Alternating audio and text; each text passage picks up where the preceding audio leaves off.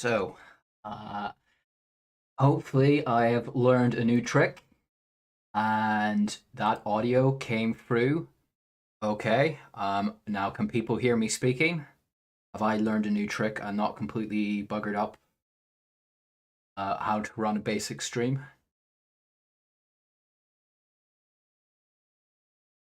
Anyone in chat? Just confirm.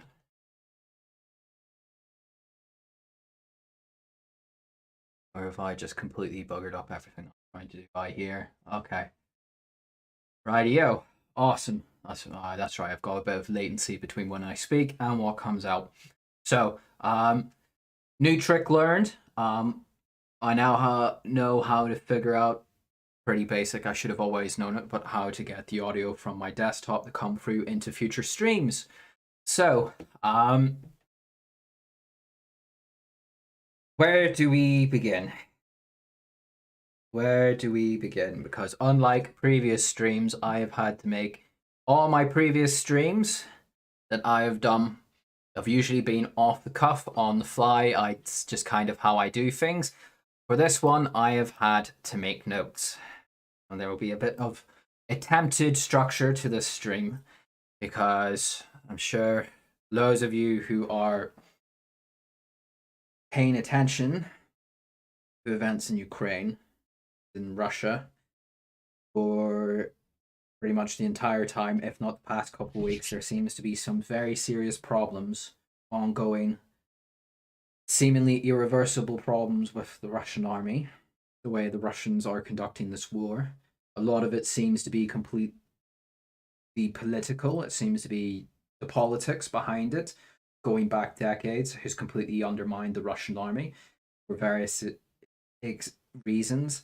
So this stream is, it might be a bit of a hodgepodge, but the idea behind this stream is I'm going to try and go into reasons why we are where we are in regards to the Russians. So, I'll touch on the Ukrainians here and there, but this stream, as kind of most of my streams do, will be mostly looking at the Russians, why the Russians are where they are, why the Russians seem incapable of improving what they have currently been able to achieve, and where we go from here in scenarios going forward. So that's kind of how this stream's going to be panned out. And I'm going to try and put a bit of structure into it, but this is a bit of a new, I'm using OBS. I don't really use OBS because I'm not a boomer, but basically I am. Whenever, I need to stop saying basically, but whenever it comes to OBS, I don't really know what I'm doing, and I have a sneaking suspicion the recording is probably going to be popping. If I do that, that might be okay there. Hopefully I haven't just completely fucked up the audio again. So with that aside,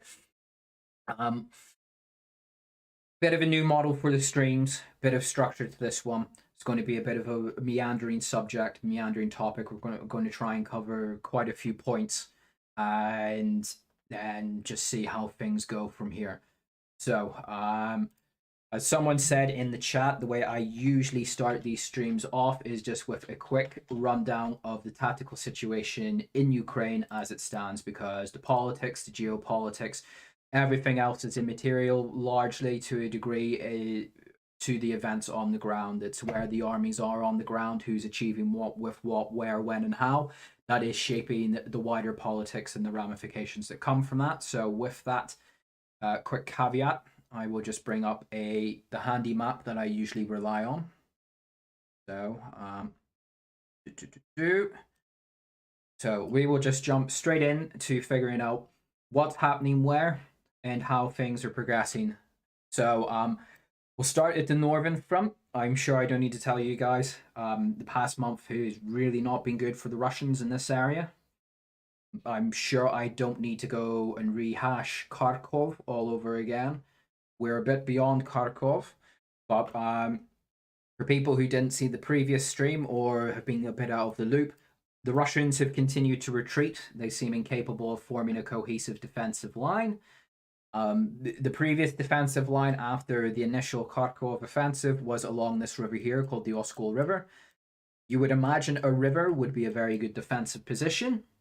You know, it's a bit hard for men and tanks and vehicles to easily get across a big body of water. The Russians seem to have decided, no, actually, we'll make it easy for the Ukrainians. There is only around about 3 or 4 places where the Ukrainians could really have crossed the Oskol River. The Russians allowed them across it with seemingly minimal effort. So, as a result of that, alongside the humiliation of Izium, the Russians lost Liman. Not going to go too deep into the actual specifics of it because we could be here for a while, but needless to say, it's not good. Not good for the Russians. And the situation continues to slowly deteriorate from here on out. So, as this map sort of indicates, there might still be some Russian troops somewhere in there, but for all intents and purposes, Kharkov Oblast has been completely cleared of Russian forces. So, largely and de facto at this stage, Kharkov is completely cleared of Russian troops at this stage. It's been completely, completely liberated, completely retaken, whatever your terminology. That's the situation there. The Ukrainian forces have now started to cross from Kharkov Oblast into Lugansk Oblast, which is here. Before going into the actual military aspects of this, one of the biggest selling points that the Russians could pull out of the summer was that they had completely liberated Lugansk Oblast. They can't really say that anymore because there's Ukrainian forces pouring across the, I guess now nominally national boundaries along this area. As you can see here, the infamous Bilhorovkia, forgive my pronunciation as always, that's returned to Ukrainian control, and it is from this area where Ukrainian forces put up pontoon bridges and crossed the Servodonets to push back up into the Russian territory. Without going into the finer details of all this, anyone who was following this stuff, sound went low. Okay, I'll just try again now. Apologies, hopefully that's rectified it now. As I say, I'm a bit new to OBS, so forgive me if it's all a bit haphazard and there's a couple of quirks here and there, but practice makes perfect. So, without going, for people who are clued on to events during the summer, I'm sure I don't need to rehash why this is pretty embarrassing for the Russians. Just a very quick sound out for people who are not aware. The Russians tried to cross the Servodonets to try and encircle Lysychansk from the north. This is before the city fell. The Ukrainians and the Russians seem to both try to cross the Servodonets in this area, but especially the Russians, they failed quite badly and suffered quite significant losses doing it. So now that the Ukrainians have used the exact same point to do it to the Russians, not very good. So Lugansk, big thing the Russians were crowing on about throughout the summer. All of Lugansk Oblast was liberated. It's completely under control of the LNR and the Russians. They can't claim that anymore. And what is happening now up here is Ukrainian forces, from my understanding, have been pushing in around about this here area, north of a town called Kremnina, and south of this town, Svatov. I really need to get someone who's a native speaker to help me with the pronunciation of this stuff. But this road here, the P66, quite a vital supply route that's now being cut by the Ukrainians. The Ukrainian advance has slowed. The weather is quite bad out in that part of the world. Heavy rains, ground is turning to mud. So that's slowing them down a bit. The Russians seem to be slowly pulling together some kind of defensive line. But Ukrainian forces seem to be coming with the idea of approaching Kremenina from the north and from the west, and with an idea of taking the town. If that does come to pass, it's going to be not good, because then just down the road from Kremenina, you come to Rubizhnoy.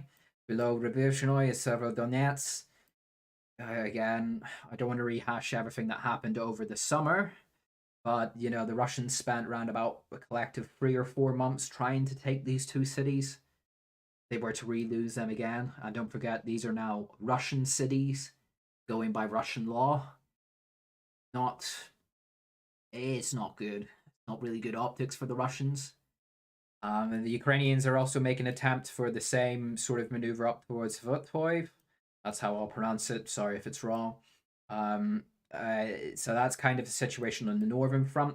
In the Donbass area, I some people might get angry at me saying this, but really nothing has changed. The Russians are proclaiming for like the 32nd time in 5 months that they're on the verge of taking Bakhmut.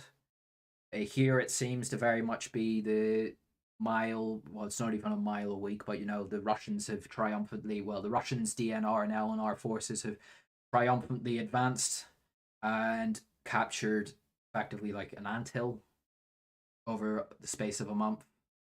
So the Donbass has remained largely static. Um, there is some interesting movement down in Zaporozhye, which I might touch again on later in the stream, but there is a large build up of Ukrainian forces in this area. And going by the oracle of truth himself, Strelkov Yegorgurkin, he says that the Russians should definitely be expecting the next Ukrainian offensive to be coming on the Zaporozhye front. So this is something I'm going to be paying very close attention to. I don't need to go into too much details. I'm hoping this map just shows why that would be very, very bad if the Russians really lose significant control of this area. Namely, the land bridge and all that kind of stuff, and reinforcements and resupply into Kherson. So, but largely this has remained fairly-ish static up until the past couple days. There's been rumors for the past couple months that the Ukrainians are slowly building up forces in this area, but it's been the past couple of days where Rybar and Strelkov have come out and basically said the Ukrainians are going to attack here. The Russian army needs to be prepared for this. We cannot have another screw up. I'll try to use PG-13 language. We cannot have another screw up in Zaporozhye like we've had in Kharkiv and in a smaller case in Kherson. Because in Kherson is where the big drama has sort of happened in the past 5 days. For people who might remember, the Russian lines used to extend quite a far bit up here. This is where the former Inhulets bridgehead was. This is where the Ukrainians forded the Inhulets River, started to cross and try and attempt movement here. They'd been doing that for around about a month. They weren't really achieving a lot. They were taking significant casualties. There was some indication last week that the Ukrainians were actually abandoning this bridgehead and tapping out. I will hold my hands up. I read it wrong. I thought this was the Ukrainians effectively starting to wind down the Kherson offensive. If anything, it was just a prelude to another punch from the Ukrainians. So while attention seemed to be focused here, the Ukrainians hit the northern flank quite heavily here.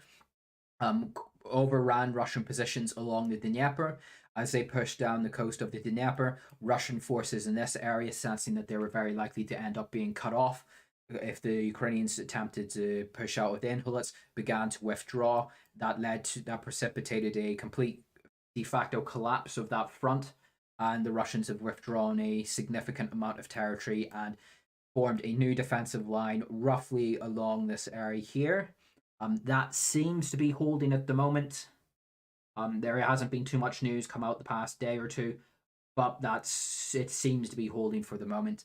The rest of the front largely seems to be fairly static. The ever continuous daily ritual of HIMARS strikes continues on targets in Kherson, the Antonovsky Bridge, the Novokokova Dam. They're all being hit. That's not changed over the past month. That's an ongoing thing. But also the aspect to consider here, this now means that the way the Ukrainians operate their HIMARS, they're effectively flying batteries. For anyone who sort of knows a bit of military history, a flying battery, like you're talking Napoleonic era, it was horse-drawn artillery. So the horses would run up with an artillery gun somewhere, right into the battle where it was quickly needed. The crew would quickly set up, fire off shells, potentially relocate. It's mobile artillery. It's in and it's out. That's the idea of what I'm trying to make here. The HIMARS systems are the perfect example of that. They come in, they fire a couple of missiles, they very quickly break down the system, and then they move and relocate. That's how the Ukrainians have been operating HIMARS. That's why the Russians can't seem to get a hold of them. But the range of HIMARS from the ammunition that is reported to have been given to them is about 80 kilometers. This advance is, I think it's around about 20 to 30 kilometers. You can bet that the Ukrainians will now be using this to base those flying batteries of HIMARS out of to hit targets even further into Kherson, because you have to understand everything on the western side of the Dnieper is largely battalion tactical groups. It's frontline infantry, the like some light artillery. Vast majority of the Russian artillery is on the eastern bank of the Dnieper. It's in this area here for various reasons. Mostly the logistics is a lot easier to sustain whenever you don't have to send the artillery shells across a river that's constantly, the bridge is constantly being shelled on. So that's kind of what has sustained the Russian front in this area, is this artillery cover from the east of the Dnieper. With this front moving down now, it's not inconceivable that the HIMARS will now be able to do counter-battery fire and start hitting Russian artillery units on the east of the Dnieper, which is not going to be especially good news for the Russians. So that's one of the biggest things to take away. But two, the reasons why this front collapsed and why Kharkiv collapsed, I will go into it in a little bit, but that's kind of the general summary of the military tactical situation on the ground as it stands, as far as I can see it. Oh, just another note, the Russians have been putting out a lot of reports that there is significant numbers of Ukrainian troops and equipment that are leaving Odessa, moving through Nikolaev and pushing up towards Kryvyi Rih. Some of them seem to indicate that the Ukrainians are probably feeding them into this northern flank of the Kherson front to try and restart the advance and see if they can try and make it down to a city called Beryaslav, if not Novokakova. Beryaslav is there. This is kind of the gateway to Novokakova. If the Russians lose that, not going to be very good. What I think they're probably doing, and what seems to be the case by going by what Rybar and Strelkov is saying, is that the Ukrainians are now stripping forces out of this area and starting to they're going to move them through Dnipro and build them up into the Zaporozhye front line in preparation for this new hypothetical offensive that people seem to be expecting. That's kind of where I'm putting my money at. They'll probably send some troops down here to sustain the northern front, but I think the big play seems to be coming up in Zaporozhye, because this is the one front of the war that really seems to not have seen much action at all. So that is largely the tactical situation as I understand it at this stage. So I think we don't need the map at the moment. So that is a fair bit to have gone through. So look, yes, I'll take some questions at the end. If there's any super chats or stuff, I'll try and take them at the end, or I might have a couple of breaks if that's what comes to it, to kind of break up the probably fair bit of talking that I will be going through this stream. So that's how I'll deal with that. So audio seems to be okay. Radio. So right, let's bring out the notes. First note is Russian mobilization. How will I address this? Russian mobilization is quite a nuanced topic, and there's a lot to try and get through in a short period of time. It hasn't been the best, but it hasn't been the worst. There's been some, going by what I've seen, the footage of it, some Russian mobilized reserves seem to be getting what you would expect a fairly competent army to do for a mobilized reserve. Some of them seem to actually be going out to decent-ish training. They actually seem to be getting equipped. Some of them actually seem to be getting fed that they don't have to pay for, which you would expect if you join a military, especially if you're called up into the reserves. That's kind of the better side of things. That seems to, from the examples I've seen of it, seems to be happening a lot in the Rostov area. You happen to live in the Rostov area, Krasnodar. I don't know why it is. Maybe it's because it's so close to the front. If you live in that area and you're called up to the reserves, you're probably hitting a bit of a lottery win there in terms of the experience of what mobilized troops seem to be saying they're undergoing. In terms of the really bad examples, where do I begin? I'll see if I will see if I can find it in the Telegram group so I can actually show you guys this stuff. This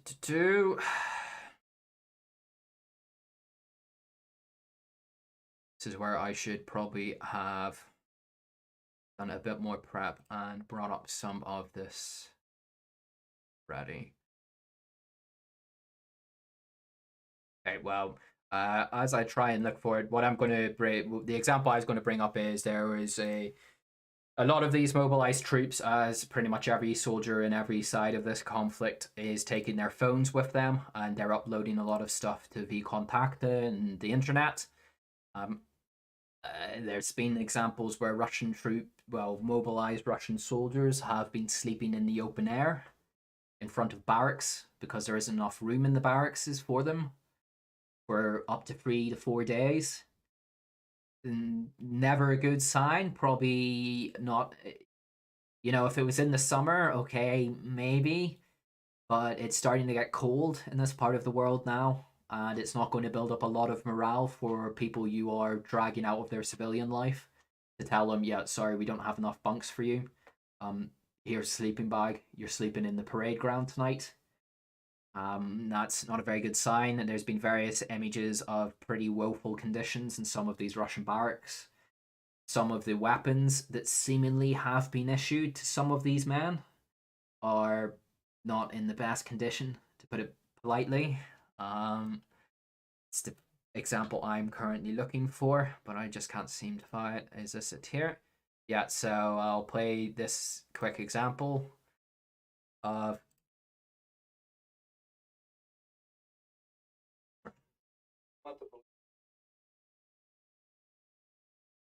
for people who I know generally, because I do it myself, people who listen to streams and stuff, they tend to just put on a stream and do something else, play a video game. So I'll just give a quick run overview of what we're about to watch.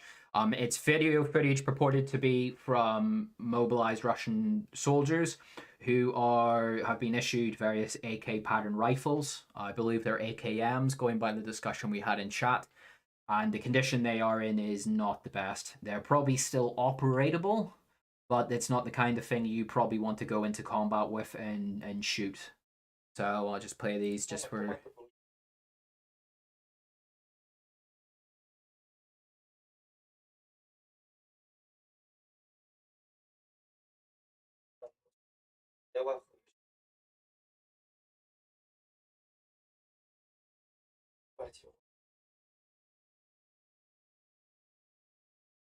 So for people who are listening, these are what appear to be AK pattern rifles. They're quite rusted, including the internal mechanisms of the rifle seem to be fairly rusted.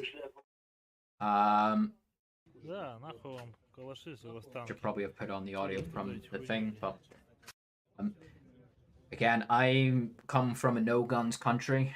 Guns are pretty much banned here, so take this without a grain of salt. But being an AK pattern rifle, I'd imagine given enough time and enough cleaning, someone would be able to bring these back to a fairly decent operatable condition.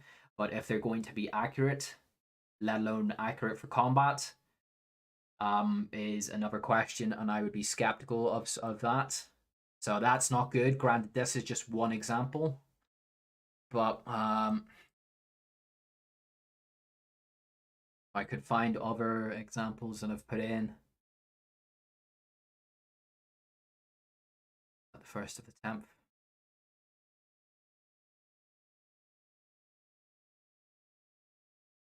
So where am I looking for here? It's because I've got so many.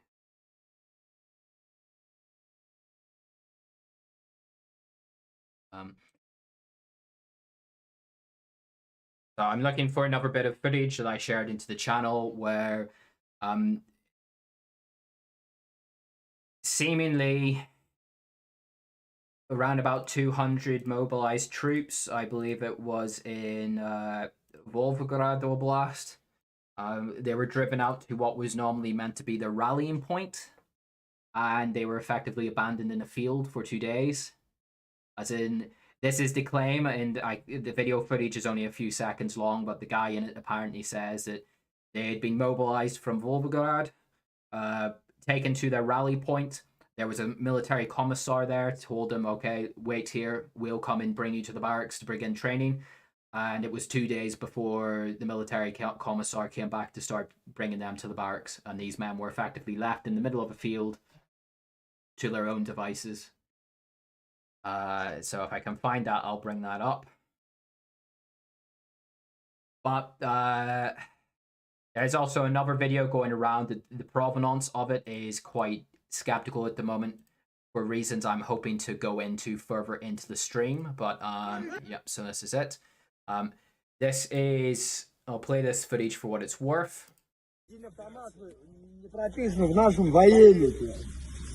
Статья 222 Уголовного кодекса Российской Федерации. Отношение скотское от офицеров. Мы никому... Ни одно оружие не вписано ни на одного человека! Это статья 222 Уголовного кодекса Российской Федерации! Автоматы списаны со склада. Автоматы списаны со склада! Вооружение 70-х, 80-х годов! Температуры, люди болеют, пневмония, заболевания, у всех температура! So, those two videos that I've shown you are purported to be, from what the translations I've seen of what's being said in those videos, is effectively these are mobilized troops from Western Russia. They're in a rail siding in Belgorod. None of them have been told what unit they're assigned to. They've been issued rifles, but there's no... whenever you're issued a military firearm, generally there should be like, okay, this is your firearm, you sign off this paperwork, and this is the people accountable for this firearm. From my understanding is they're saying that never happened. They were just issued rifles, not assigned to a unit, put on a train, sent to Belgorod and being told that they're going to Ukraine. That is what it appears to be on the surface of it, from what is being claimed by what the people are saying in that. There is another argument that's saying, which I will touch on later on in the stream, that this is actually a bit of a media ploy by the Wagner group to try and get back and criticize the overall way mobilization is being conducted, and also to try and score points over the Ministry of Defense, and specifically people like Shoyu, the Minister of Defense. So that's a couple of examples of that. I'll not bore you by going through each and every one, but I'll show you a bit of a counter to this. So here is footage. This is a bit more better because all these men they're equipped with a uniform. They have boots. That tells me that this is where these guys are, wherever it is. Does it actually say in this post? Well, it doesn't say, but this seems to be the better example of mobilization. These men seem to be organized. They're all equipped. If you generally weigh, hard to explain, but generally if everyone's wearing a military issue boot, you can sort of get a sense that, okay, this is a unit that has it somewhat together, that they actually have the kit that they're meant to issue to mobilized personnel. So and there is a lot of them, so I'll just play this just to kind of show that it isn't all just doom and gloom. At least parts of the Russian military seem to have it a bit together. So this is reported to be on the 1st of October, so within the past week.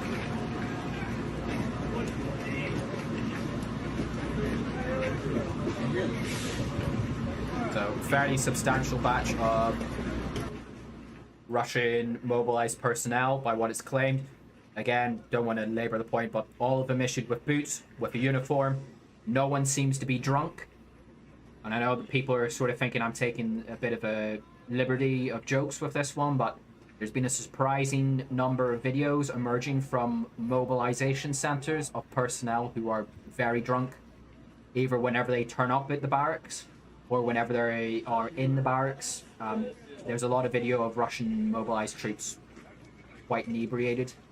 So none of these men seem to be that. So hopefully there's a bit of military discipline going here. So the point is what I'm trying to make here. You have really bad examples of mobilization. And then you have not too bad, potentially some quite good examples of mobilization. It's a bit of a mishmash, which is what is going to feed into the point, the overall point I'm going to make about mobilization.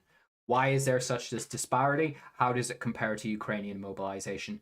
There is a very good guy, the only guy I really make a habit to watch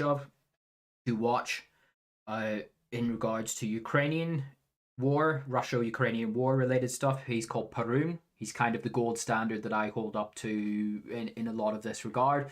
He goes into the base economics and the general trends and stuff. I think he's very good. I have a lot of confidence in his stuff. If you really want to nail down into both the Russian and the Ukrainian mobilization, I'd recommend his videos.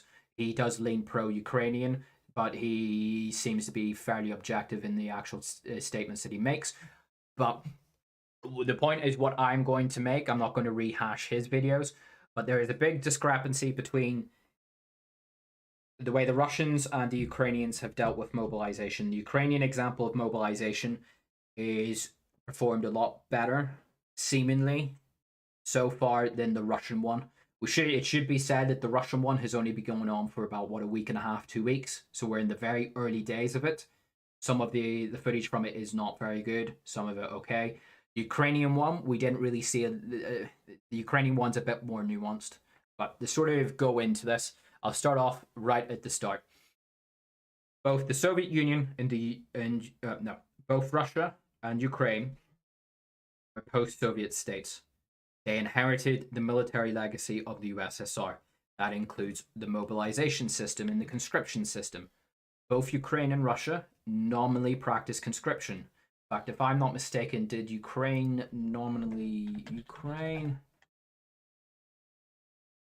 have a quick, just to make sure that I'm not about to. Yeah, so both countries operate conscription, both a legacy from the USSR. But alongside conscription, conscription is separate from this. Mobilization is separate from conscription. Mobilization is whenever you need to bring lots of men out of their civilian life into the army, into military service. The Soviet Union arguably throughout the Cold War had the world's best mobilization system compared to its overall size. Israel probably operates the world's best military conscription system to this day, but it's a far smaller country, far smaller geography to deal with, and various other caveats. In terms of the sheer scale of personnel and the sheer geographical scale of it, the USSR probably operated the world's best conscription mobilization system in history to many regards. So the example that I've read up on and the research I did into this is the argument the Soviet Union generally, military units in East Germany, right on the Iron Curtain, tended to be either fully staffed with professional soldiers or they were staffed around about 60 to 80%. Because if war happened, they're the guys who are going to hit the brunt from it. But the vast majority of Soviet divisions in Poland and in the USSR itself generally sort of floated around 20 to 30%, 20 to 40% manned in peacetime. And the vast majority of the people actually in those divisions tended to be officers. It was an officer-heavy army in peacetime. Because the idea was, and the way the Soviets perfected the system, is they had fairly regular drills where they would send out to a local city and say, mobilization drill, all young men need to report at the military commissariat this day at this time and practice mobilization. This was a regular thing that happened in the USSR. And without going into the nitty-gritty of it, essentially the Soviets worked it down where they could have brought 250,000 men within 3 days of war starting in Germany. They could bring 250,000 men from the USSR to their divisions in East Germany to bring them up to strength in around about 3 to 4 days. You're talking about something like 1,000, 2,000 miles, if not more, to bring that amount of men in a very short space of time. That was how the Soviet Union was able to nail it down to. Everyone tended to know what they were expected to do if the bomb dropped. This is where universal conscription came in. Soviets conscription is you could be conscripted to do anything, but it was a military conscription. You could be conscripted to be a fireman, but you were part of a paramilitary firefighting unit. If anyone's seen the videos of that series Chernobyl, or just read about Chernobyl, and if you're an autist like me, you'll know that the first responders to the Chernobyl disaster were military firefighters. They were conscripts doing their national service, and that is where they were assigned to do it. They could go into firefighting in wildfires in Siberia. They could man anti-air defenses in Estonia. They could just go into regular tanker or infantry training as their conscription. It doesn't matter. The point is that they all got a certain level of military training, and some of that was specialized into specific states. So whenever they were mobilized, if World War III ever happened, everyone knew what they were going to do. Is they might get some refresher training, but if the mobilization call went out, it's, oh, okay, I'm needed to do this. I've done this as part of my conscription. I have an idea of what I'm expected to do. This is what I know where I'm going, essentially, or well, not in a geographical sense, but in terms of a unit sense. The USSR collapses. Most post-Soviet states keep conscription, and I'll touch on conscription a bit, but because there's no longer this imminent threat of war, to global war in a sense, the mobilization system from the USSR is allowed to decay and to evaporate over the years. There is no real testing or maintenance of the Soviet mobilization system in either Ukraine or Russia. Effectively, this system was just allowed to completely decay out of existence. So that is how it tended to, that's kind of the backdrop to how I'm going to parcel out both Ukrainian and Russian mobilization here. So with that in mind, that's the legacy of the USSR to both states, which both states allowed to atrophy. 2014 happens. The Ukrainians realize, okay, we are basically in a state of de facto conflict with Russia. We are fighting an active conflict in the Donbass. And I need to watch what I have to say here, because the next point I'm coming with will delve a lot more into this. But the Ukrainians, if anyone can remember back to 2014, 2015, there was a war scare then. The Ukrainians essentially built like a big earth bank along the entire border between Ukraine and Russia.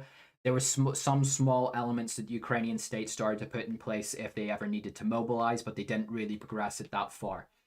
The invasion happens this year. I know a lot of people seem to think like every single Ukrainian man, woman, and child is being pushed into the Ukrainian army. That isn't happening. The vast majority of the Ukrainian army, as it stands now, are men who have willingly come forward to take up arms into what they consider to be the defense of their country. Whenever you have tanks from another country, bombs from another country starting to come down your road or land in your city, that tends to be a very good motivator for people to take up arms in defense of their local community or their nation. So whenever the invasion began, but just before the invasion, the Ukrainians were starting to cobble together various territorial defense units. If anyone remembers back to mid-February, whenever the BBC or CNN or Western outlets started to do these short videos of Ukrainian babushkas out in like Pereyaslav or in Lvov, training with wooden AK-47s just to get a feel of the rifle. This is where this stuff starts to come in. That was happening around about mid-February. The invasion happens February 24th. The Russians cross the border.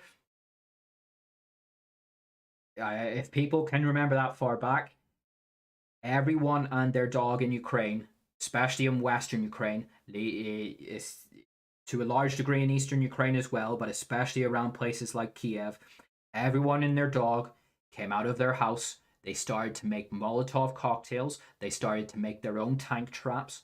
They started to form their own completely autonomous defenses.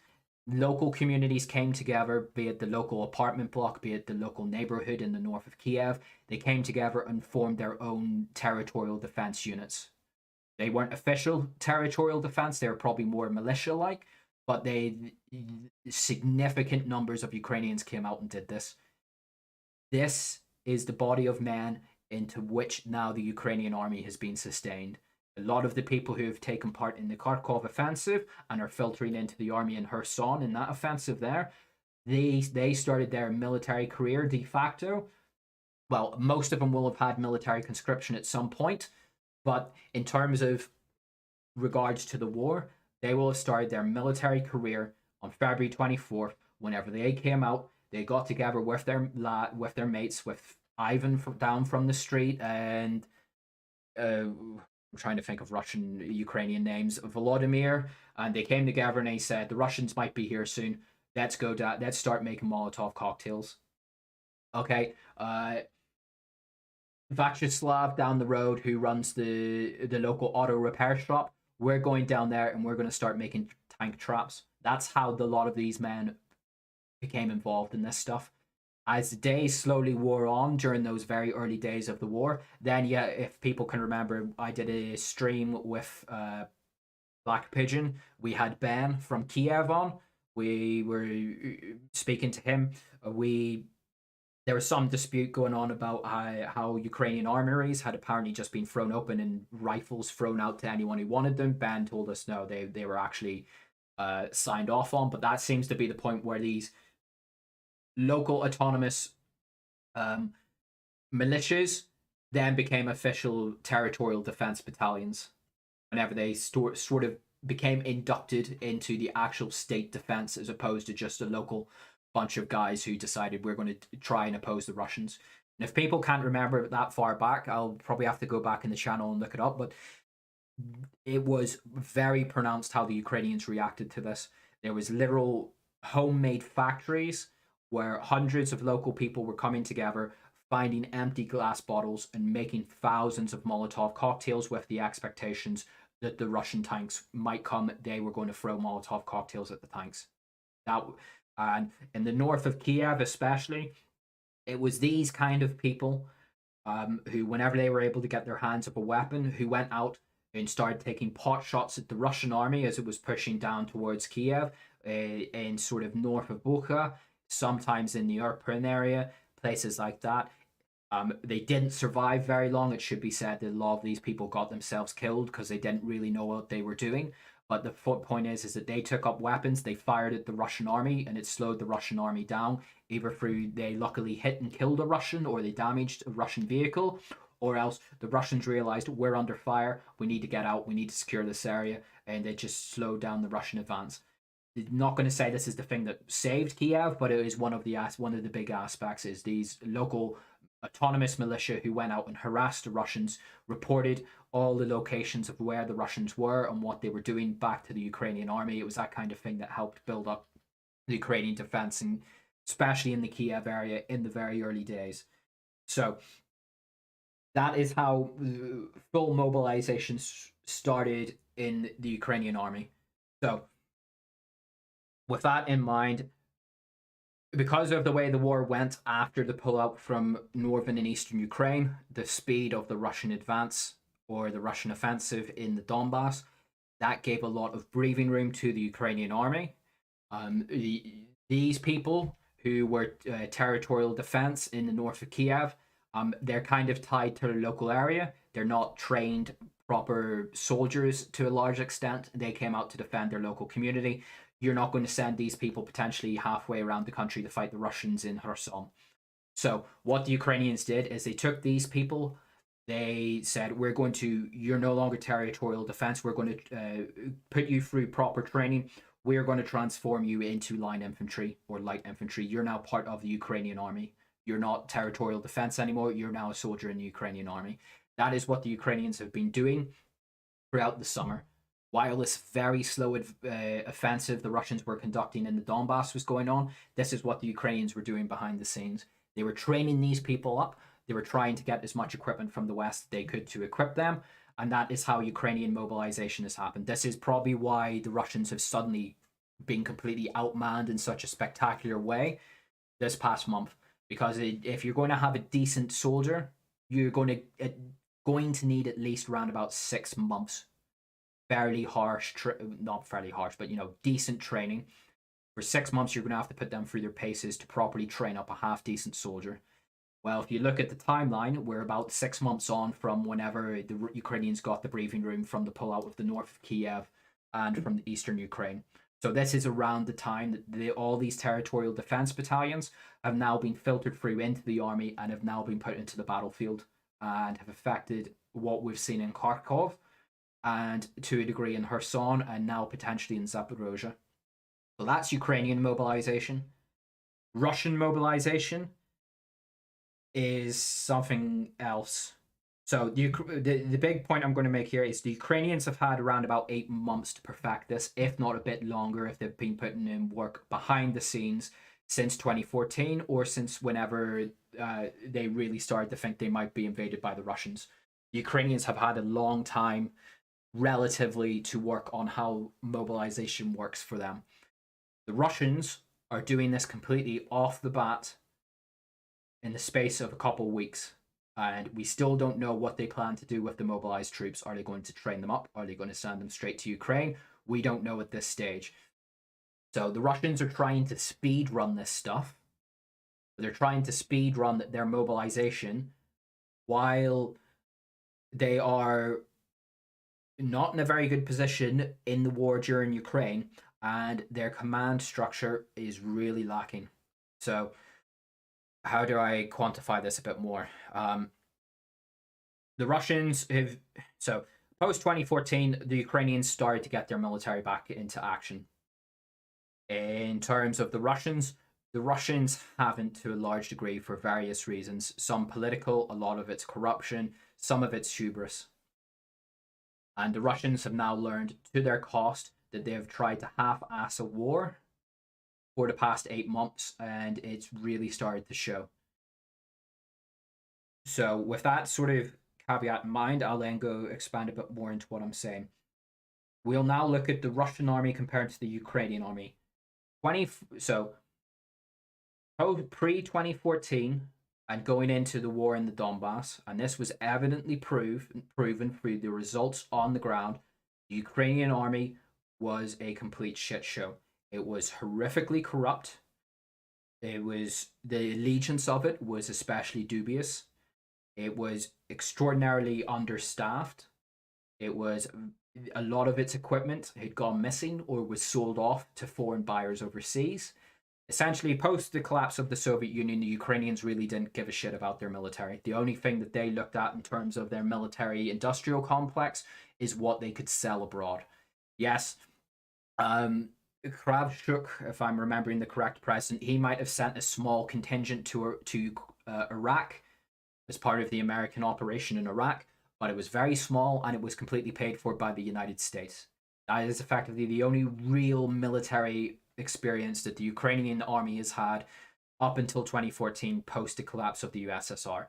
Some of them went out on peacekeeping operations, but in general, the Ukrainian army was there for a number of functions.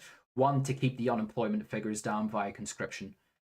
Two, it was a way to sell as much of the Soviet legacy that it had off to foreign countries in arms sales, and three, to try and build up a Ukrainian military industrial complex that was geared explicitly towards export, not into domestic consumption.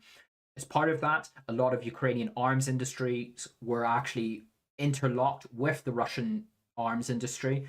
Pre-2014, a lot of Ukrainian armaments and components went from Ukraine into the Russian army, the Russian military, and into Russian arms production. That was kind of the scenario we had pre-2014. 2014 happens, the Euromaidan, the coup, the revolution happens. The Ukrainian army is suddenly on the back foot. There were some suggestions that the Ukrainian army might have gone into Kiev at some points to put down the Euromaidan. That never materialized. I believe there was a significant dispute amongst the generals if they were going to support Yukhanovich or not. I can't remember the specific discussions from the time. I should, because I did a dissertation on it. But Euromaidan happens. The new revolutionary government comes in. The Russians go into Crimea. The Ukrainian army troops in Crimea, a significant number of them defect to the Russians. They don't put up resistance. Those who try to are quickly disarmed and confined to barracks. Their equipment is very rapidly secured by the Russians. The air bases, the naval ports in Sevastopol, the Russians capture all that. Ironically, they ended up handing a lot of that equipment back in the end. But, pardon me, the Ukrainian army is caught in the back foot, proves itself completely incapable of resisting any Russian actions in Crimea because it's extremely corrupt. I'll go into the corruption in a bit. In the Donbass, the Ukrainian army starts to move into the Donbass whenever Lugansk and Donetsk republics start to break away. And they get hammered. Yes, I'm pretty sure there was a lot of Russian troops and FSB and operators running around showing the DNR and LNR how to do it. But nonetheless, the standing Ukrainian army gets pasted in the Donbass. Absolutely hammered in many cases. Some of them, even then, some of them still defect over to the DNR and the LNR. They take their weapons with them, they take their tanks with them, they defect to the Donbass republics. Other parts of the Ukrainian army are pretty badly hammered. I'm thinking biggest example being Debaltseve. And if people who were following this stuff back at the time remember those images of the long Ukrainian army columns completely destroyed, lined out along the roads with the bodies of all the Ukrainian soldiers scattered around them because they'd just been wiped out in an artillery strike. That's the kind of stuff I'm talking about. The Ukrainian army was just completely not fit for purpose in 2014. This is where the Azov battalion and national battalions sort of get their political capital from. The Ukrainian army goes into the field, proves itself incapable of really stabilizing the situation. A lot of the Ukrainian army is effectively pulled out of the Donbass. You've got the Azov battalion, the Right Sector, the Aidar battalion. They step up. They say to the Ukrainian government, we'll go into the Donbass and we'll start to turn this around and take the situation back. This is where the Azov battalion retakes Mariupol. This is where Aidar starts to push into parts of Lugansk and Donetsk and sets up their shop in monasteries and stuff. It was the nationalist battalions that kind of stabilized the Donbass for Ukraine in 2014 going into 2015. Because the Ukrainian army is effectively largely vacated the field. We'll go into the corruption aspect, and a lot of this will ring true for the Russian military as well. Because there is no imminent threat or imminent need for military operations in any regards post the collapse of the USSR. Like the mobilization system, the Ukrainian army is allowed to effectively wither on the vine. It's starved of funds. Procurement really isn't an issue. It's living off Soviet legacy weaponry. Very little equipment is actually filtered through to the Ukrainian army. What money does go into the Ukrainian arms industry goes into things like developing T-80 models for export. It goes into developing the BTR-4, which originally was actually designed and specified for export to Iraq. But it turned out that the Iraqis found it so poor they sent it back, so the Ukrainians ended up pushing it into service in their own army. So any new equipment that the Ukrainians did make, they sold. And the actual Ukrainian military itself was subsisting off of everything that it inherited from the Soviet Union that the government then didn't sell itself. In that scenario, and I'm sure this doesn't need repeating, Ukraine probably almost certainly still is, but through the 90s and into the 2000s, Ukraine is an extraordinarily corrupt country.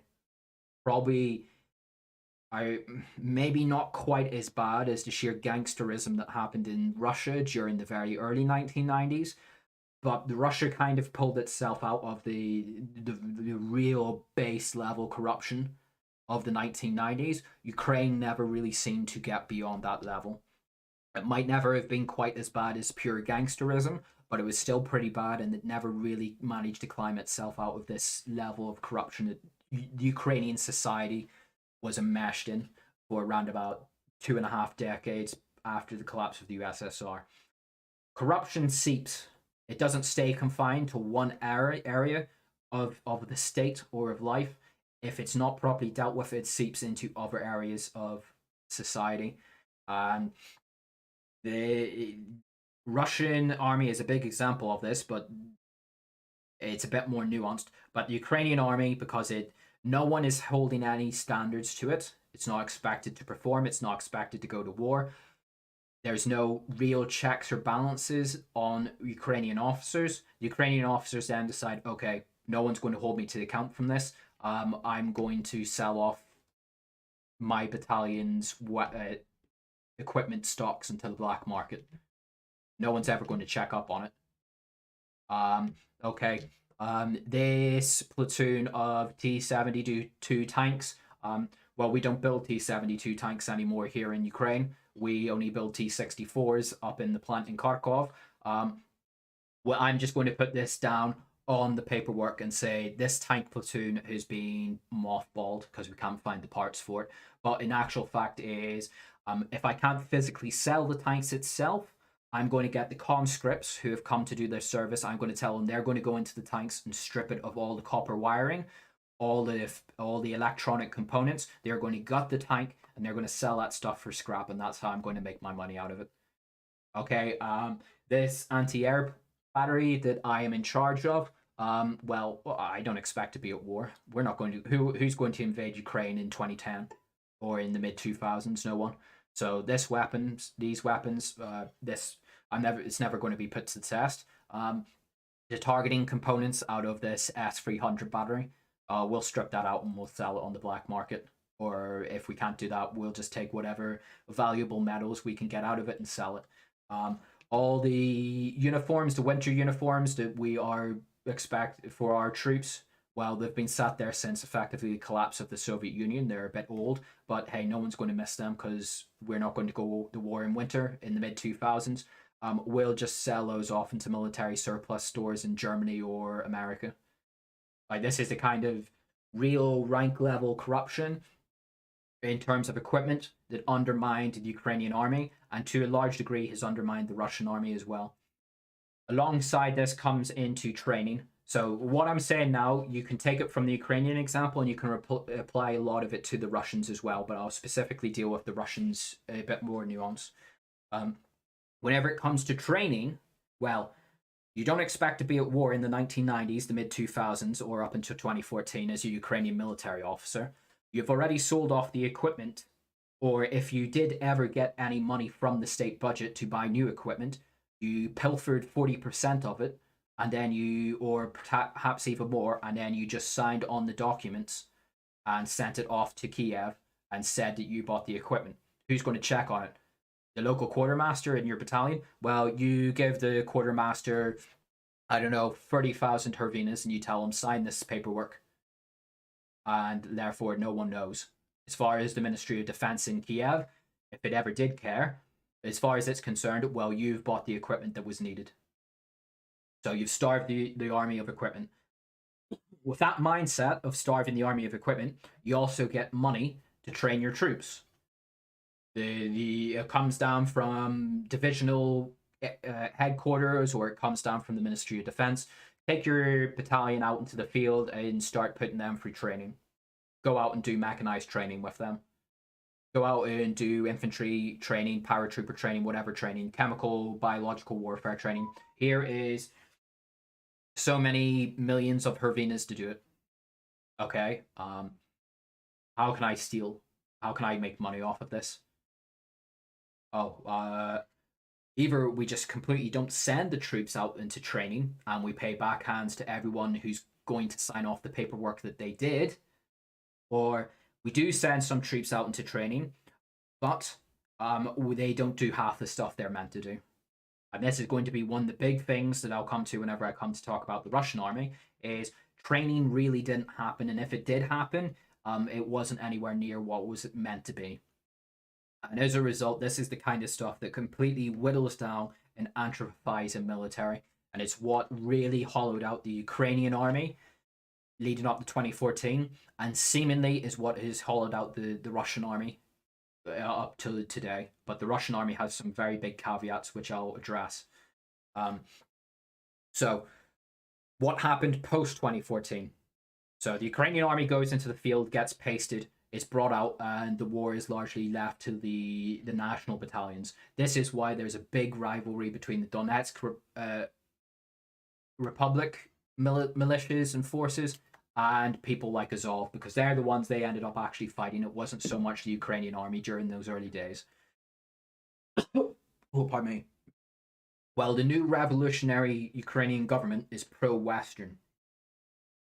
And it also, not only is it pro-Western, it also realizes we are now at a very significant threat to the existence of our territorial integrity, which has already been compromised, but at conflict with Russia if they don't already consider themselves in de facto conflict with Russia itself.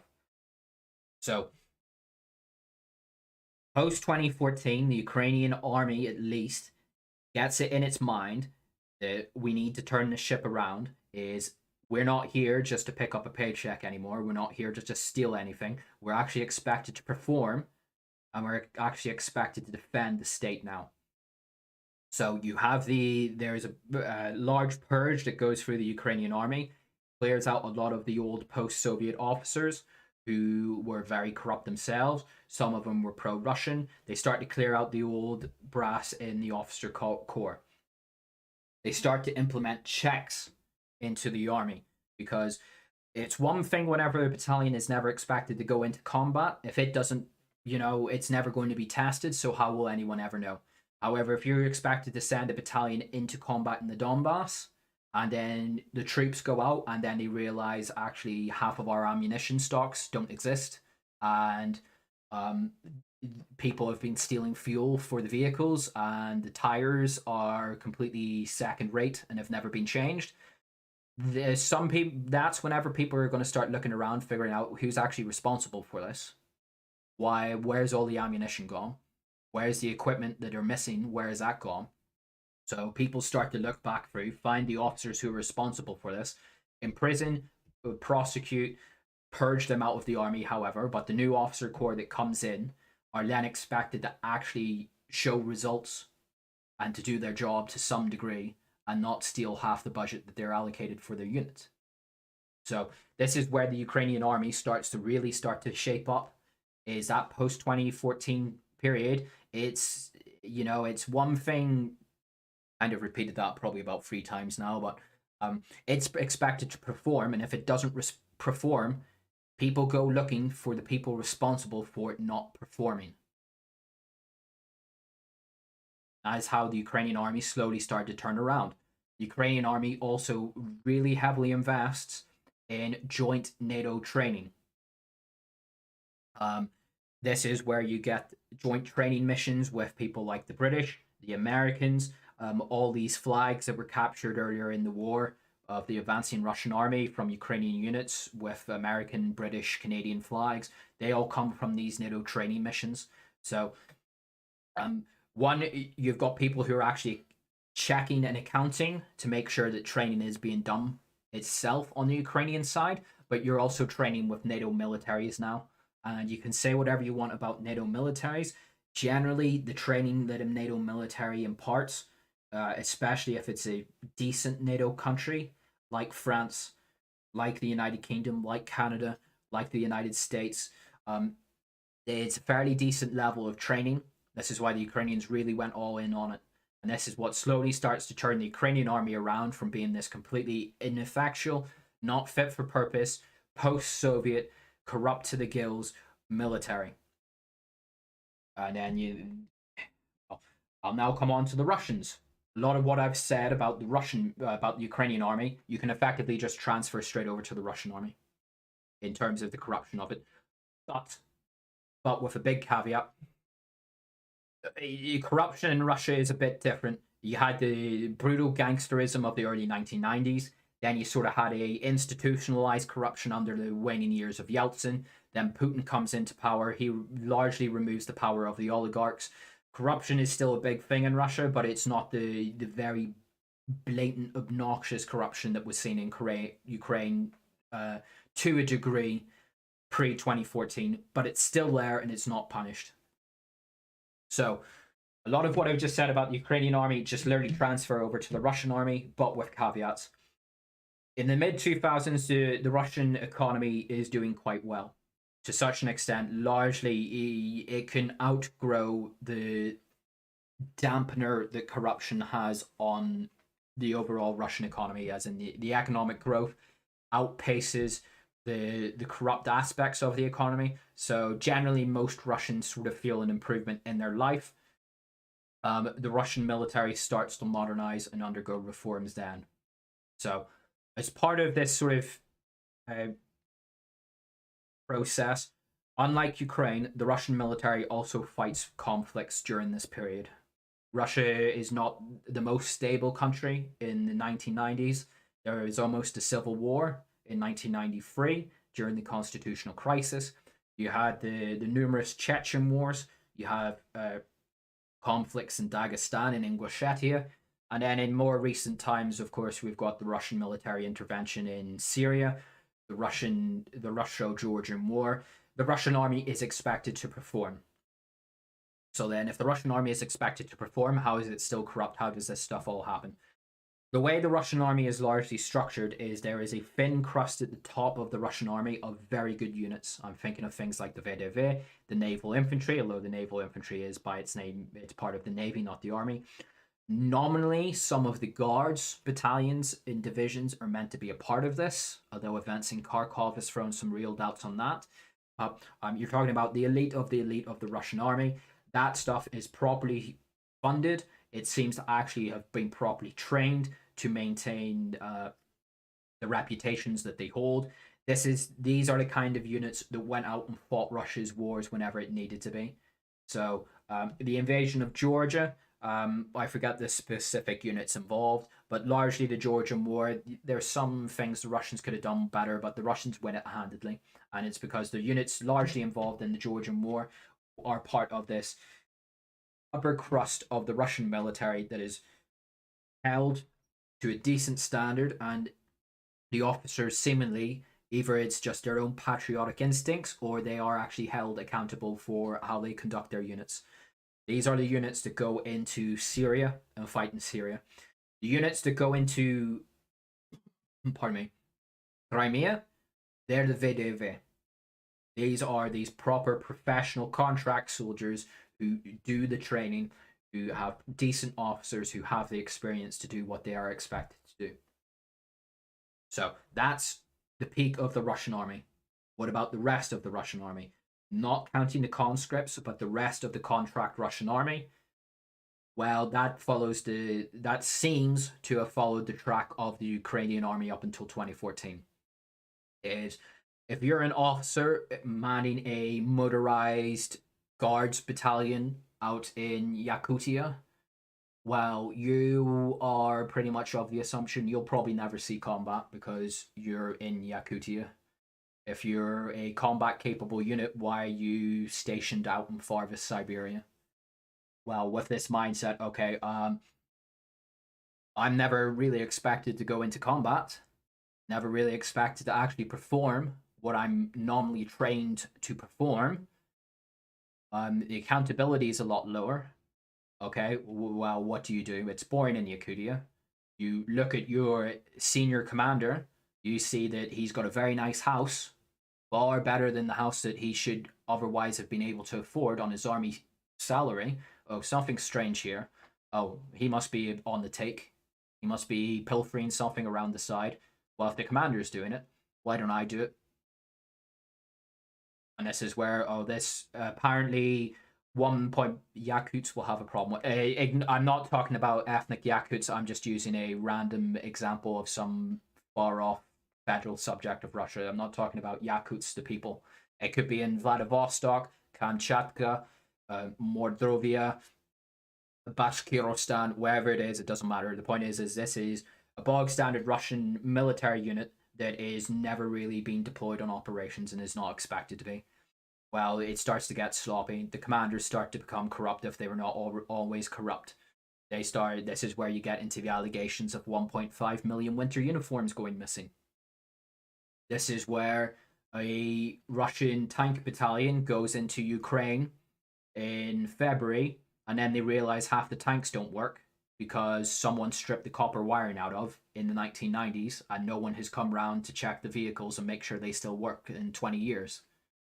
This is where, if the officers are on the take, well, why aren't the senior NCOs going to follow their example? Why aren't the starshinas, the sergeants, the quartermasters? They see the local lieutenants, captains, and majors saying, okay, so much percent of the procurement budget is just disappeared.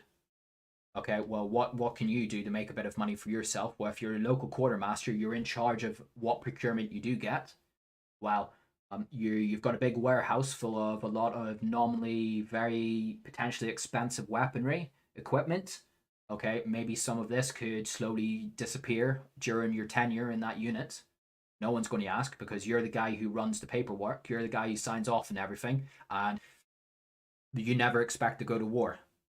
If there is going to be a war, you expect it's going to be the VDV, the Naval Infantry, the Guards Battalion that will do it, not this completely random motorized brigade based in farthest Siberia. You have no expectations of going to war, of actually being held accountable as well alongside that for what you do. And alongside that, the soldiers that come through into that battalion, they get assigned to that battalion, well, they're never really expected to go to war. So what does the local officer, the major, the colonel of that unit decide? Okay, again, back to the Ukrainian example with training. If training does happen, you strip it down to such a level where you can pocket the difference of the money allocated for training. And then if you're really, really enterprising as a Russian officer, this happens a lot with Russian conscripts. So there's some reports that it's happened with some Russian contract troops as well. Well, you look at these men, this gaggle of normal soldiers that you're commanding, and they're never expected to go to war. They're just sitting in the barracks in Jellybeninsk or wherever in Siberia. Okay, well, what do you do with them? The local businessman down there needs labor to cut down lumber. He'll pay you so many tens of thousands, hundreds of thousands of rubles to loan a battalion of soldiers for a week to go out and cut lumber. Okay, off they go. If anyone turns up and says, oh, where are the soldiers? Oh, I did a spot drill. They're out in exercises. Oh, that's good. That's an enterprising officer. Like, this is the stuff that seems to have happened in the Russian army. This is why the Russian army doesn't seem to show dynamism, why its soldiers, but nobody expected to actually go to war. Yeah, exactly. But they have gone to war, and it's come back to bite them in a big way.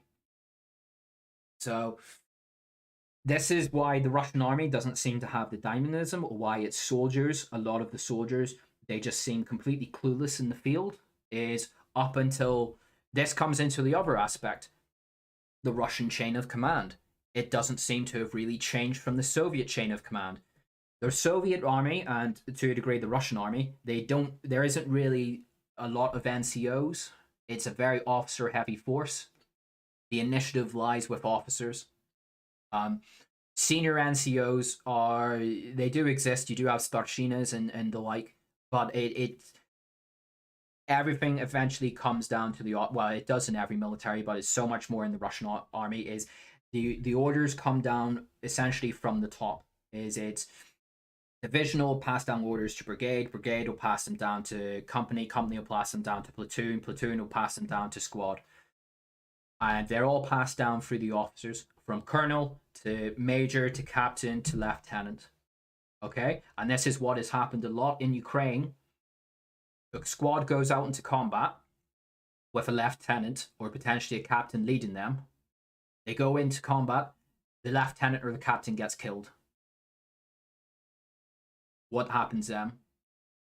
Well, the soldiers of the unit, even the starshina, will then say, okay, well, the officer's killed. We can't continue our mission. So what do? Either we stay in place or we just pull back to our lines. And that's what they do.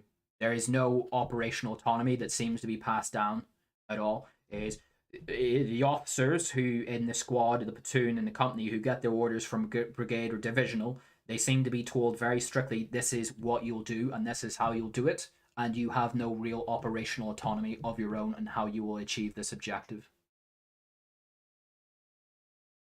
And that creates a very rigid command structure, which seemingly going by the past month is why the Ukrainians have been running rings around the Russian army.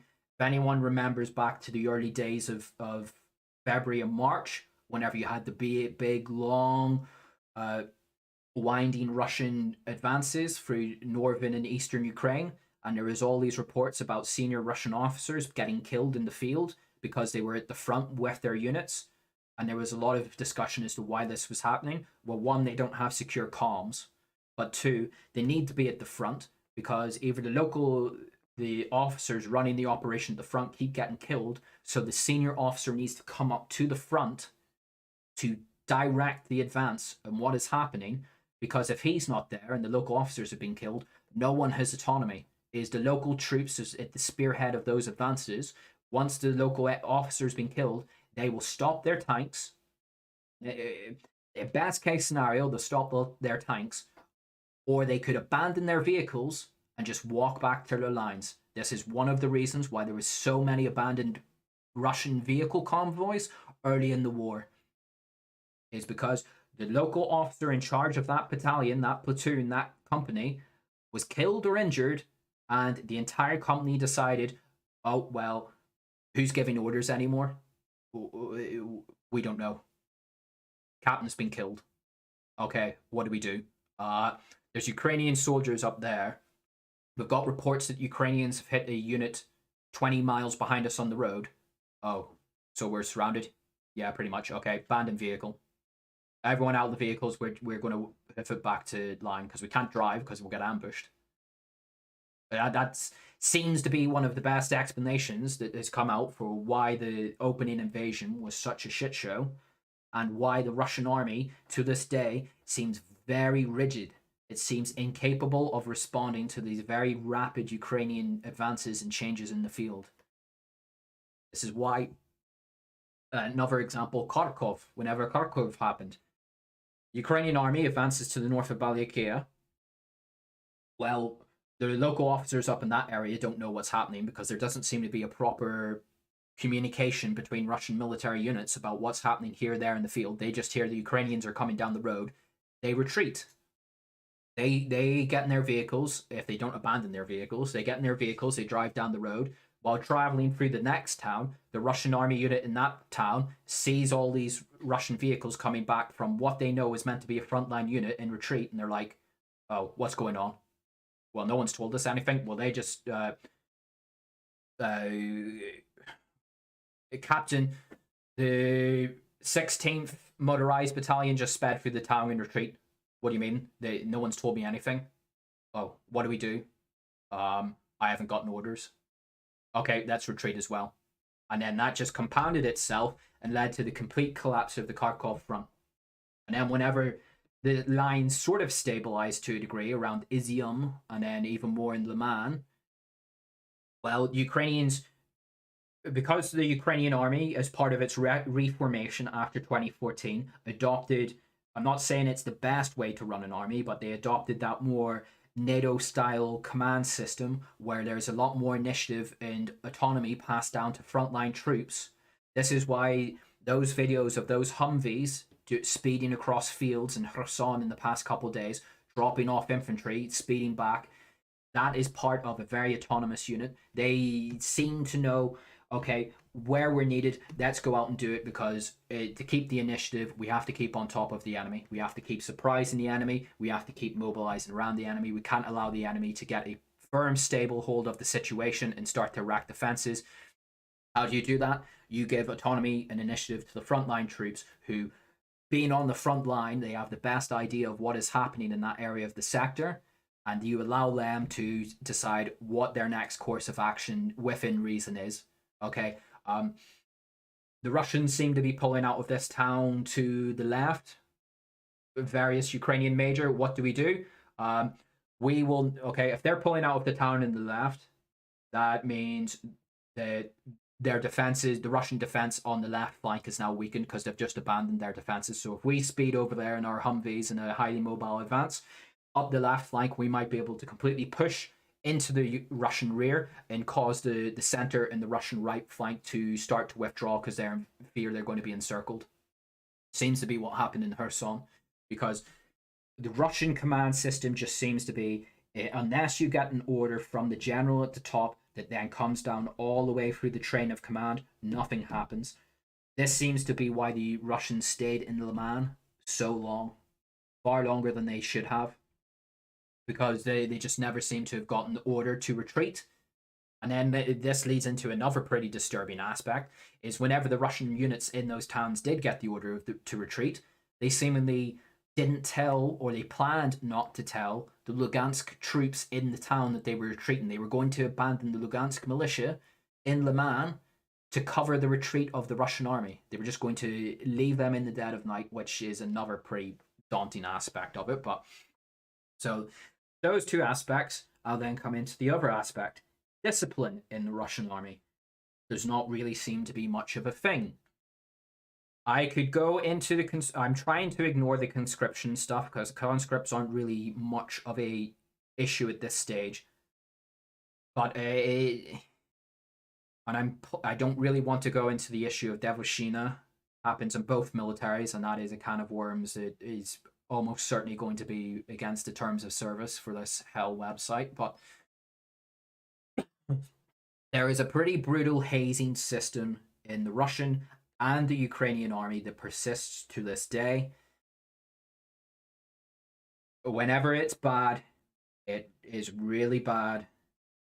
And I don't particularly want to go into some of the really bad examples of what Devoshina manifests itself as, but needless to say, people murder each other, people do other things to each other. The people, so essentially, new recruits come into the Russian army. Generally, they come in as conscripts. It's mostly a conscription thing, but some of it does manifest itself in the professional army.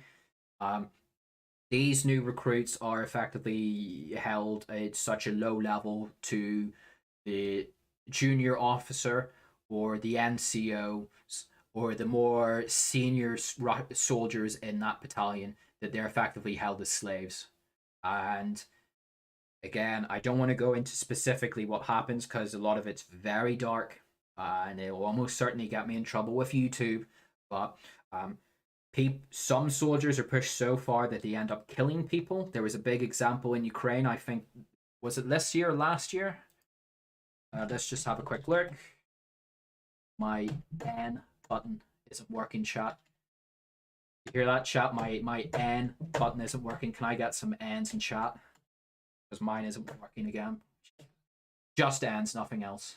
But yeah, my N button is not working. I need to get a new keyboard.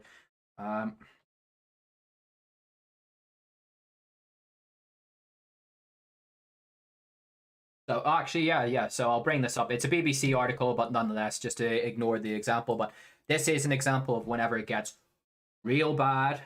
This is an example from the Ukrainian army this year, a month before the invasion. So Ukraine conscript shoots dead 5 at aerospace factory. So without reading the full article, if I remember correctly, this young conscript, Artyom Rabnichuk, age 21, he was just ends, nothing else, please, guys. Don't get me into trouble. If you're going to try and like post racist stuff or get me to say racist stuff, at least give me money for the trouble of it. But this young conscript, from my understanding, from whenever I read about the story, he... Please don't message me. Why message me while I'm doing a stream? Forever.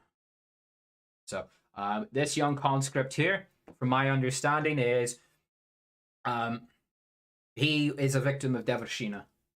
He was effectively bullied to such a degree by his NCOs and his officers and the more senior soldiers in his unit that he effectively snapped. And there is a pretty grim video of him. There's a security camera video of him actually shooting these people in the armory. He snapped and killed 5 of his comrades. And there is, every now and again, there's examples of this that happen in the Russian army, where Russian conscripts or soldiers just snap and blast. Again, please, guys, just like, I'm trying to be a bit humorous. Just don't take it too far for me, please. So there every now and again there are examples from the Russian army where every now and again a conscript or a Russian soldier will just snap and basically kill people who are bullying him via devoshina in his unit, or the act of devoshina itself might end up killing a Russian conscript or soldier. Again, I don't want to go into the specifics of what happens in devoshina, but it's pretty grim. If you guys really want to go and read about it, it's pretty dark stuff. The people who go through this don't tend to come out with the most stable mind. A lot of Russian conscripts tend to come out pretty psychologically messed up because of the stuff that they are subjected to through devoshina. So that is one thing that it's mostly a conscript issue, but it also filters through onto. If people really want to know, if you've ever wondered why there seems to be so many videos about homosexual acts that come out of the Russian army, that's the hint. That's as far as a hint that I will give you. Okay, and that's just one aspect of it. There's all kinds of examples and different ways this thing manifests. And the Russian and the Ukrainian armies have never really seemed to have gotten hold of it. I'm pretty sure it happens in the Belarusian army, but you never really hear about it happening in Belarus. But this is one thing that will wear down on the morale of Russian troops. So someone's asking for how it's spelled. I don't speak Russian, but you know. It means, I believe it means like the rule of the grandfathers or something like that, the rule of the seniors.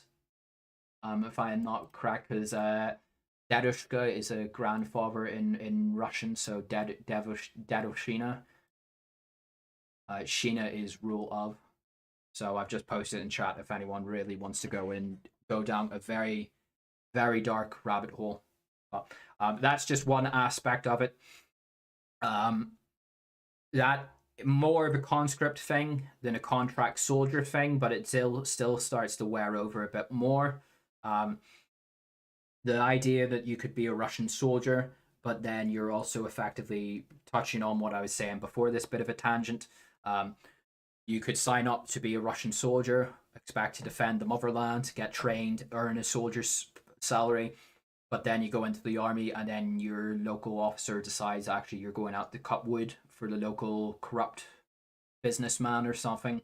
That is obviously going to have a bit of a dampening effect on morale.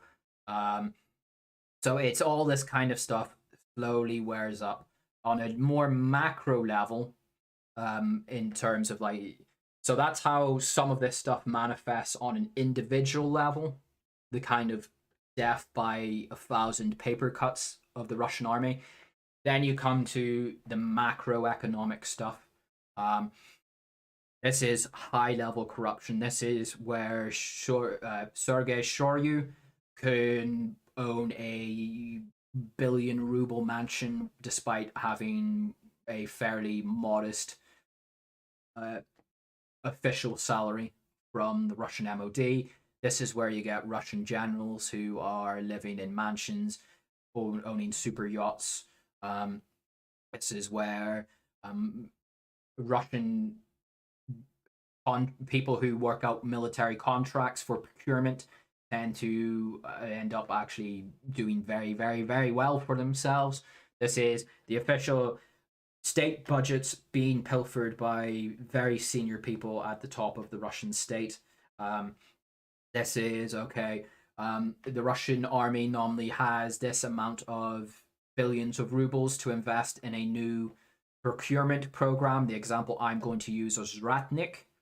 Ratnik, for people who are not aware, it's meant to be like the modern infantry soldier kit for the Russian army. It's meant to come with comms, body armor, modern helmet, just basic military kit that Russian soldiers are effectively all meant to be equipped with. You'll see very few examples of Russian soldiers being equipped with Ratnik. I sort of picked up on this around about May or June. The only examples I really see of Russian soldiers wearing Ratnik are VDV, naval infantry, some guards battalions, and if there is a very specific like media interview, if there's a state news camera crew, they tend to pick up on it. Whenever I have seen examples of it, of normal Russian troops wearing it, but it's fairly rare. This is where, just forgive me for a second. Whenever I go looking at sort of video footage that Russian soldiers tend to put out on their phones, which they upload to vKontakte and then goes out into the wet net or is uploaded onto Orgonzo or into the various Telegram channels, a lot of the Russian soldiers, and they are Russian soldiers, they're not the LNR and the DNR. It's pretty easy to tell the difference between a Russian soldier and someone of the Donbass republics or Wagner. A lot of the standing army Russian soldiers are not equipped with Ratnik. Why? This is meant to be pretty basic equipment for a Russian soldier. And this is Ratnik. I'm not talking about optics on your rifle, scopes, your night vision goggles, actual secure comms. That is a level that seems to just be so above the Russian army. We're talking about Ratnik, just basic equipment for a Russian soldier. Very few of them seem to be equipped with Ratnik. Why is that? Well, again, it's probably been stolen out of the warehouses.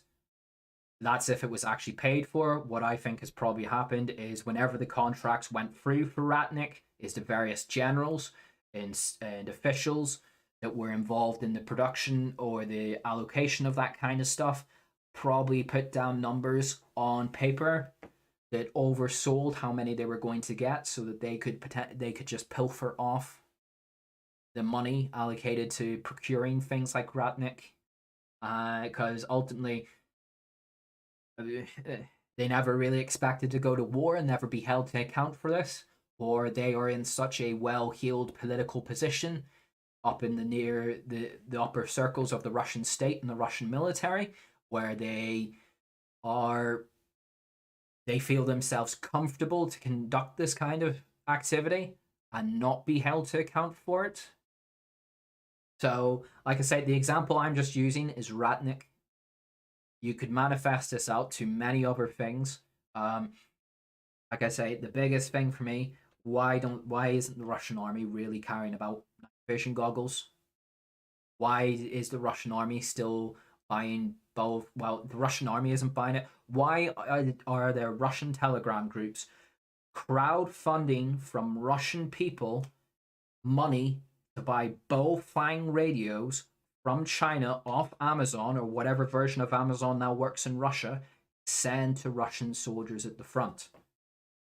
Why is that happening? Why is what should be an essential bit of kit for the Russian army having to be crowdfunded by families back home? And I'm not even going into the fact these are Baofeng radios, they are not secured comms, as what happened a lot around Kiev, whenever the Russian army started going into combat with these radios, local Ukrainian civilians could listen in and start speaking to the Russians. So, like I say, it comes back to the original point. This is not an army that is fit for purpose for what it's done because of the nature of the way the Russian Federation has been governed since 1990.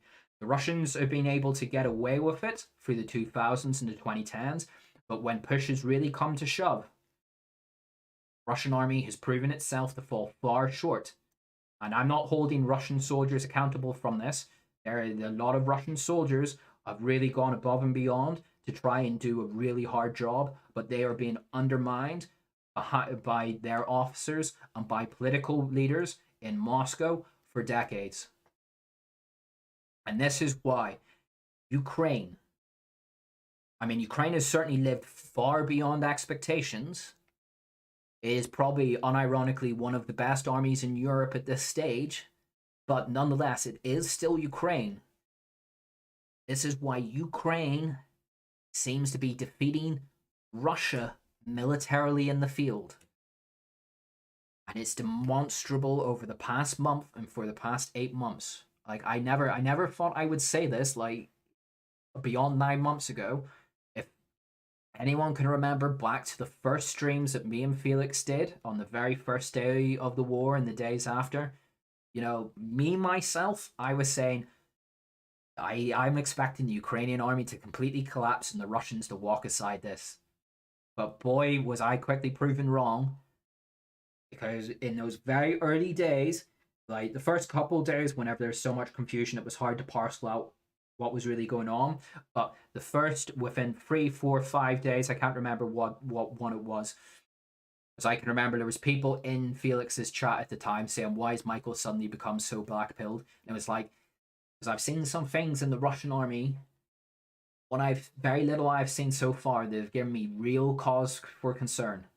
Like, I've got a track record in this. I'm not trying to make myself out to be Nostradamus or I'm Mr. Big Brain expert and all this stuff. I'm not. I've never claimed to be, but it's just from the examples that I've been given, the examples being in large enough numbers and following the trends as they happen, this is the conclusions I've come to.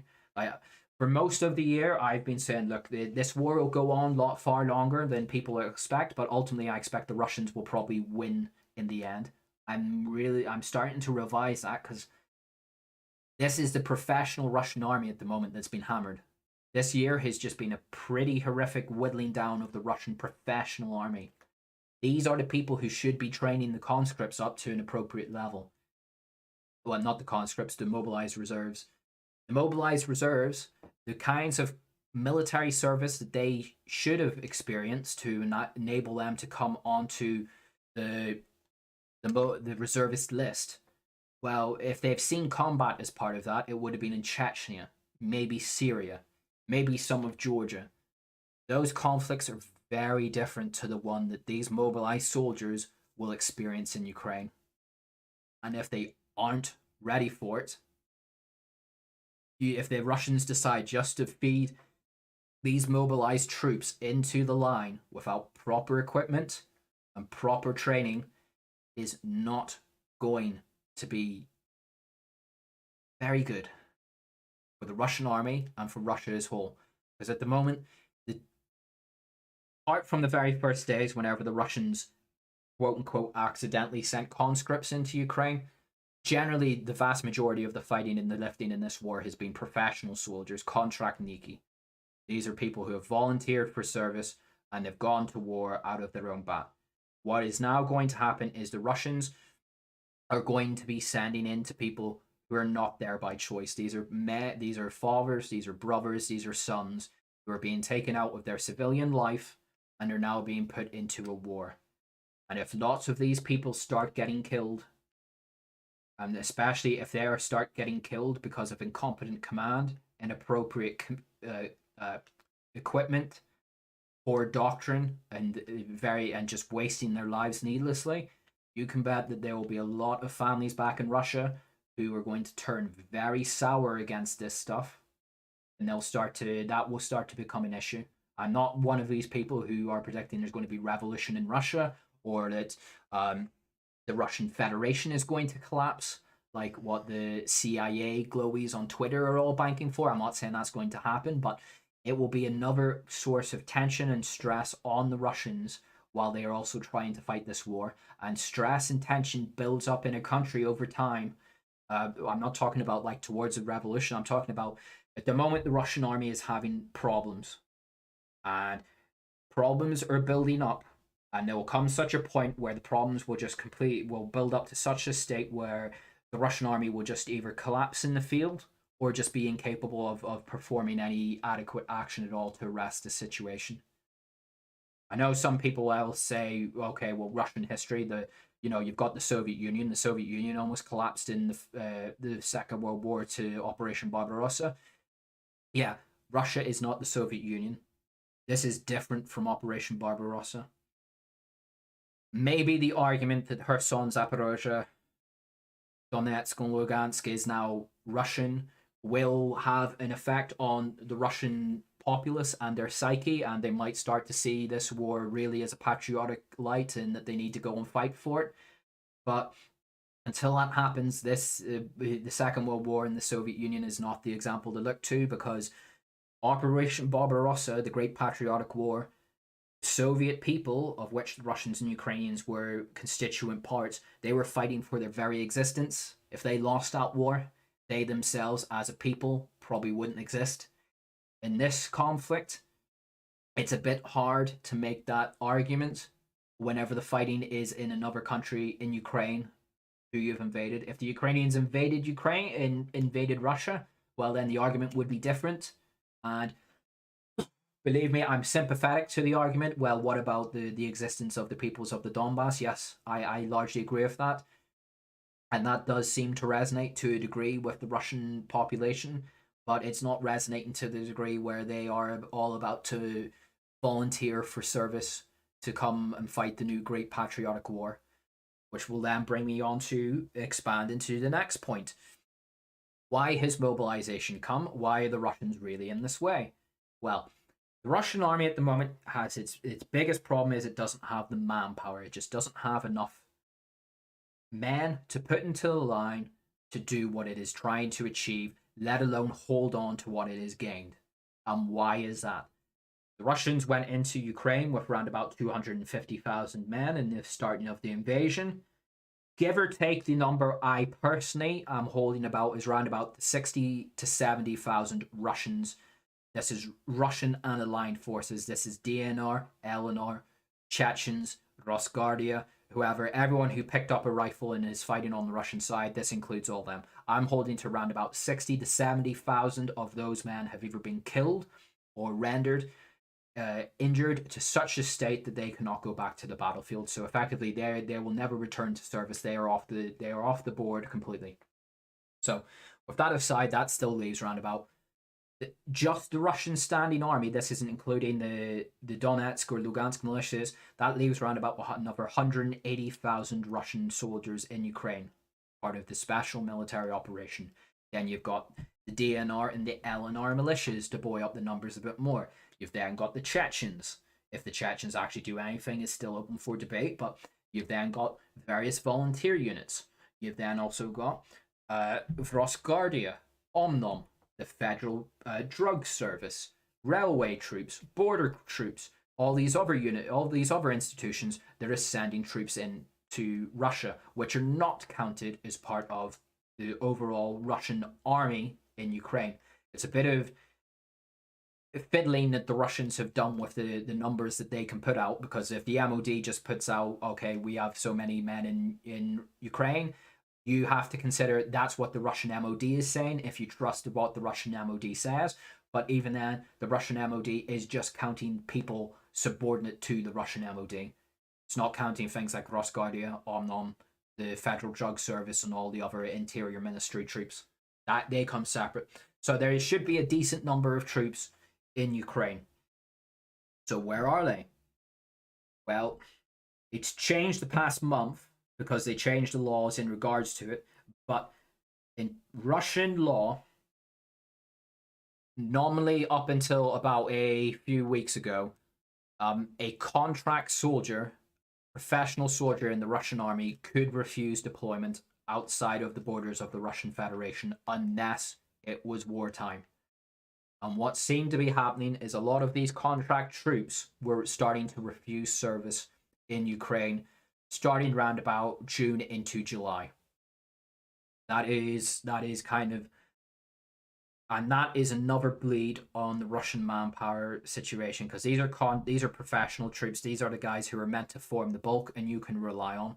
Well, more and more numbers of them were refusing service. There's various stories about what happens to them when they refuse service, but nonetheless, they are legally entitled to refuse service, and they were refusing service in Ukraine. They were either not renewing their contracts, if their contracts were up for renewal this year, or if they were being deployed. So the biggest example that I'm aware of is that a lot of Russian soldiers who went into operations in the north of Kiev or fighting on the Kherson front around about April into June, a lot of those troops, they were then rotated out of the line. They came back to Russia to rest and relax. Then whenever they were told, okay, you're going back to deployment, they refused deployment, and then that's where the problems started. I haven't heard too much about outright desertion but they were refusing deployment, which is the same effect. It's a bleeding of the manpower into Ukraine.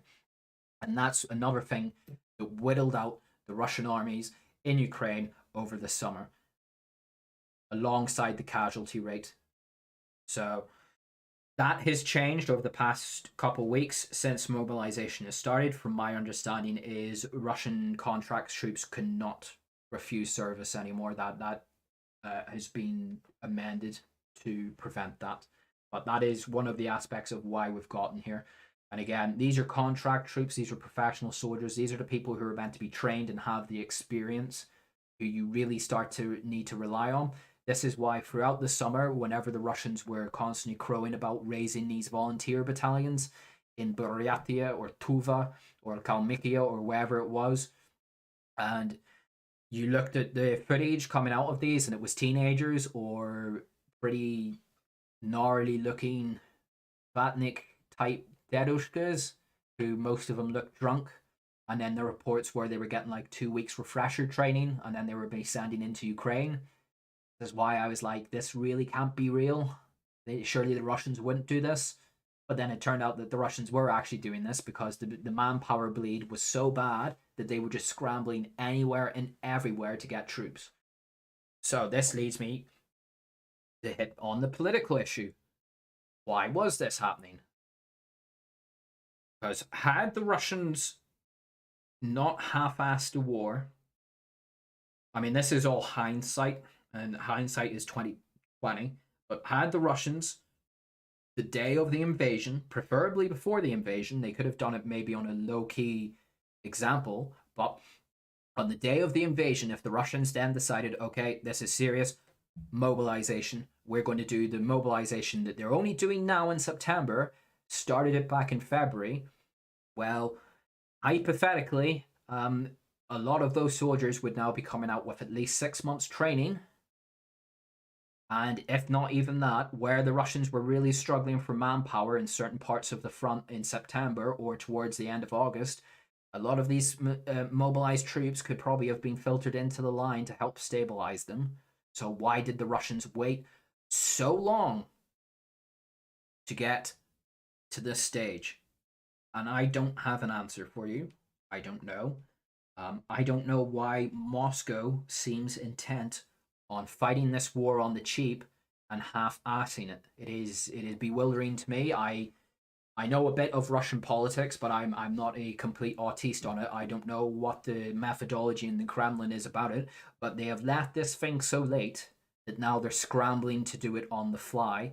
And the Ukrainians did this back in February, not to fully rehash the first hour of the stream or so, but the Ukrainians have done this. They've gone through the hard part. The Russians have only just started it.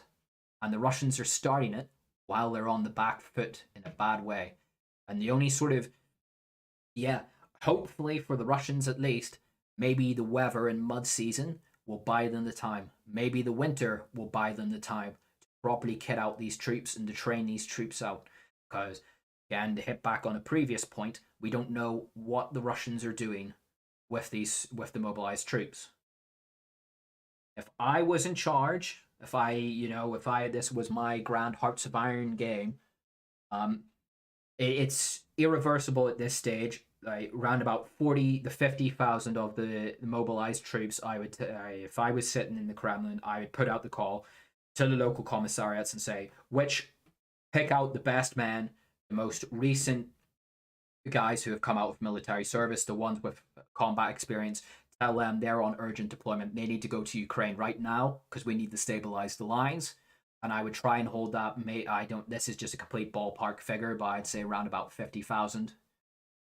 The other, if it is 300,000, the other 250,000 troops, you hold them back and you put them through some serious training, hardcore day in, day out, 14-hour days of training for the next 6 months over the winter into the spring.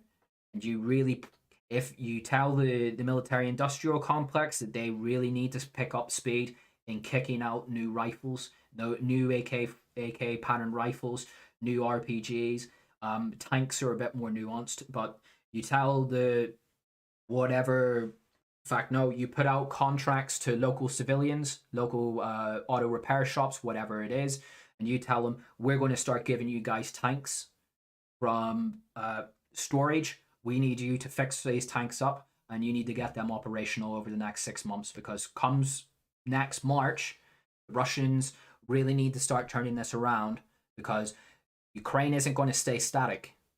The West isn't going to stay static. Over the winter months, you can, because the Americans and NATO know that there is this big influx of manpower coming for the Russians sooner or later. They're going to start shipping a lot of stuff to Ukraine to deal with that. So the Russians need to make this manpower really count. And to make that manpower really count is these men need to know what they're going to do whenever they get there. And they need to not get themselves killed within the first couple of days of getting into Ukraine. Because one, you just don't want to get people killed, because that's just a really stupid way to go about fighting a war needlessly. But two, the Russian professional army has been hollowed out to such a degree. You're going to need men with experience. The only real way you're going to get the experience now is by putting people into combat. More and longer that your troops, be they mobilized or professional, can survive in combat, the more experience they can get, and maybe some of that experience they can pass off into other soldiers.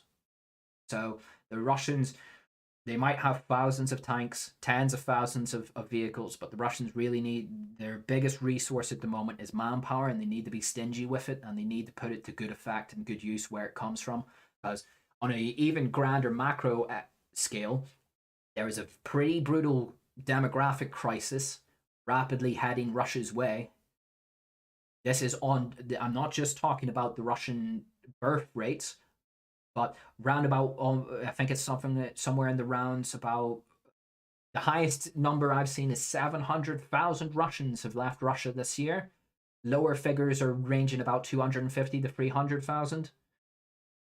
And believe me, politically, I probably wouldn't like these people much if I was in Russia. These are your shit libs, your urbanites, the people who will flee the country whenever it needs them the most. But nonetheless, and it's a bitter pill to swallow, these are mostly men, young men, from places like Moscow and St. Petersburg, who have gone to university, who have an education. These are the people who are normally meant to sustain your services industry, become your next doctors, researchers, scientists like that. Well, they've fled the country en masse. So you've lost somewhere potentially up to 1 million people, productive young men this year. So if you then decide to send out, quote unquote, 300,000 other men to waste them needlessly in stupid a mile a week operations in Donbass,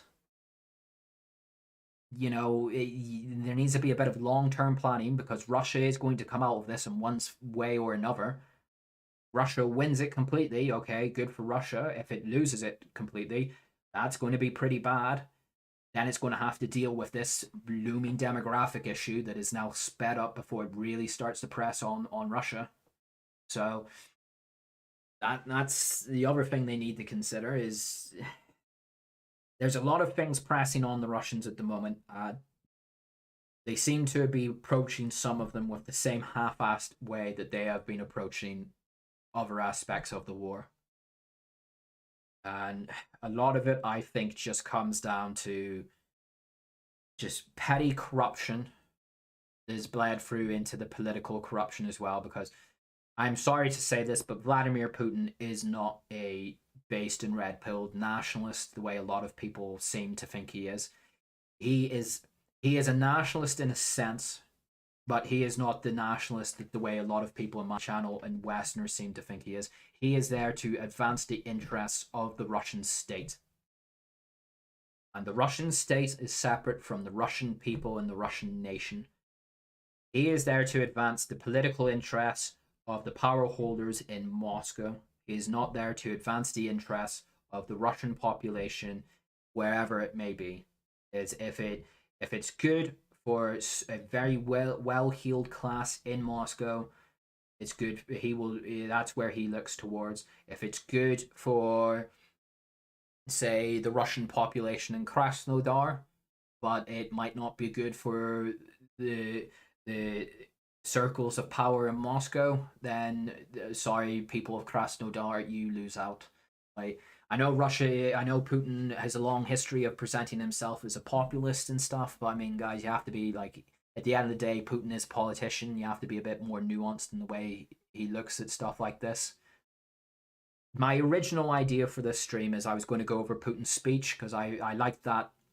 I liked elements of his speech. I wanted to review it, look into the ideology, the developing ideology that might come out of it. But then events of the past week have just completely thrown that out of the window. I mean, I don't know. Russian politics is just something I don't feel I'm relatively well educated in, or rabbit hole I want to go down to. But it's just people have to be a bit more realistic and stop projecting onto Russia what they want Russia to be, or their own personal politics onto Russia. The same way that the Westerners are projecting onto Ukraine that Ukraine is this San Francisco on Dnieper kind of image. Westerners who are pro-Russia also have to stop projecting this idea that Russia is this complete based and red-pilled country that is out to destroy the globalists onto Russia, because it's not. In certain ways, it can help in certain ways in geopolitics, but Russia is not like this ethno-nationalist paradise that's out to destroy globalism in certain unnamed ethnic groups that certain people seem to have it in their head that they are. You have to be realistic whenever you look at this stuff. Like, I mean, I don't want to go into my personal views because that's always a source of contention, but you know, I like both countries. I would consider myself a Slavophile. I have friends from both Russia and used to have some from Ukraine. I've never met a Russian or Ukrainian that I've not liked, that I've never got on well. I genuinely, I like the culture, I like the history of both states. I think this is a tragedy what's happening, but at the same time, I am realistic about what I'm looking at.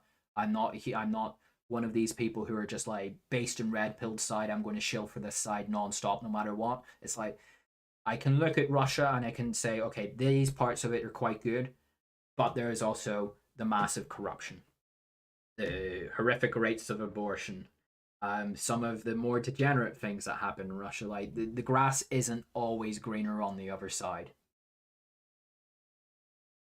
You know, like, I'm not here to defecate all over Russia. Like, believe me, if the Russians were doing better, I probably wouldn't. I mean, a lot of people seem to have completely forgotten whenever I was like really criticizing elements of what the Ukrainians were doing earlier in the war. Well, the reason the narrative is sort of changed because the Ukrainians actually seem to be fairly adaptive and have rectified the biggest problems that they had and the things that I seemed to be criticizing at the time. The Russians are repeating the exact same mistakes that they did on day one all the way up until day 9, up until now, or they have found new mistakes to make.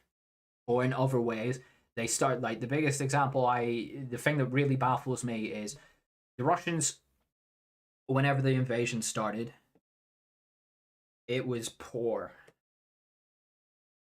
The shock of the invasion and the sheer amount of material and the Russians were able to put into Ukraine won them surprising amounts in hindsight, but it was not the best. Towards the end of March, I seen significant examples where the Russian army and Russian soldiers in the field were starting to improve the way they conducted themselves. They were improving the way they fought. They started to be able to face the Ukrainians in the field properly and defeat them in the field in kind.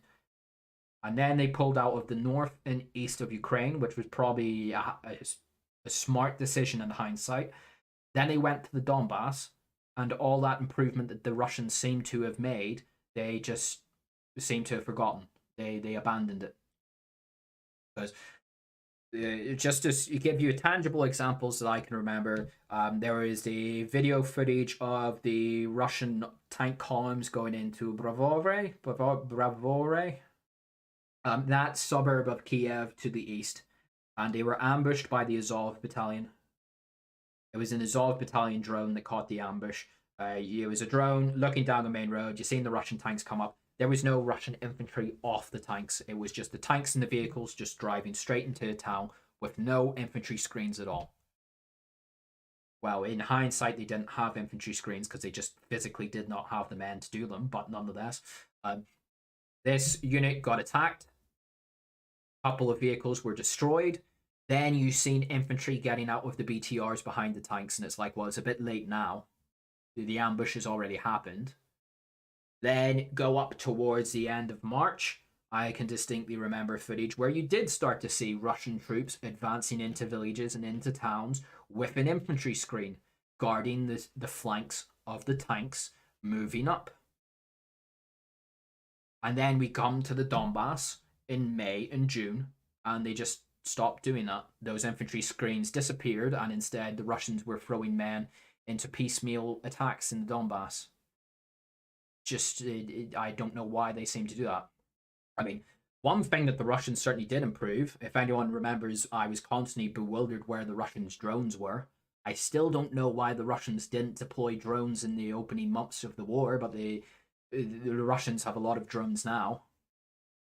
It's kind of a bit late now. Had those drones be there in the opening stages of the war, maybe the Russians would have achieved more during the opening invasion. But now I will, as I just touched on the Donbass, I'll now go into criticizing the way the Russians have conducted this war.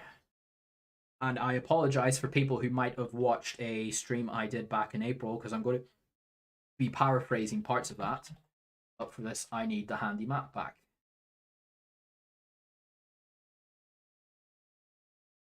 Where is the map to bring up on screen? A bit of discussion about why the way the Russians conducted the war from April onwards was, I don't think I can say the next word, but on YouTube, but it was not the smartest of things. So, right, we'll just do a quick recap. Assume this is April, or can I change back the date of this? Yes, I think I can. April. Where do we want to go? April 1st. Let's take April 29th, for example. Okay, so this is roughly what it was like in April 29th. Just before the Russian offensive in the Donbass began. People watched a stream I did around about April time. I envisaged the Russians, if they were smart, would have done a large encirclement of the Donbass. They would have pushed up through these parts in a large encirclement, south from Zaporozhye, north from Izium, linked up somewhere around here, set up a new defensive line, and just starved out the Ukrainian army in the Donbass. That, to me, is what I envisaged the Russians would have done. That, to me, I thought would have been a fairly sensible kind of thing, considering the Russians ended up advancing somewhere in the line of like 200 miles or so in certain parts of Ukraine up here in idiotic thunder runs. I would have thought, because this collectively, I think, is somewhere in the round about like 100, 150 miles.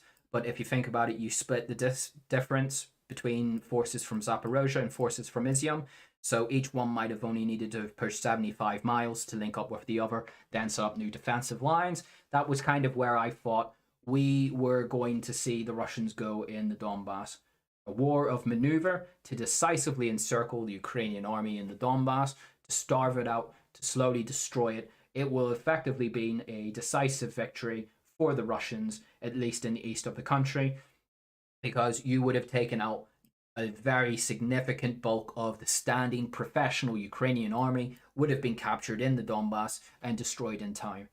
Had that scenario happened, well, all these reserves, TDFs that the Ukrainians have been training throughout the summer in the rest of the country, they would probably have had to have been forced into the fight without proper training to try and see off this Russian attack.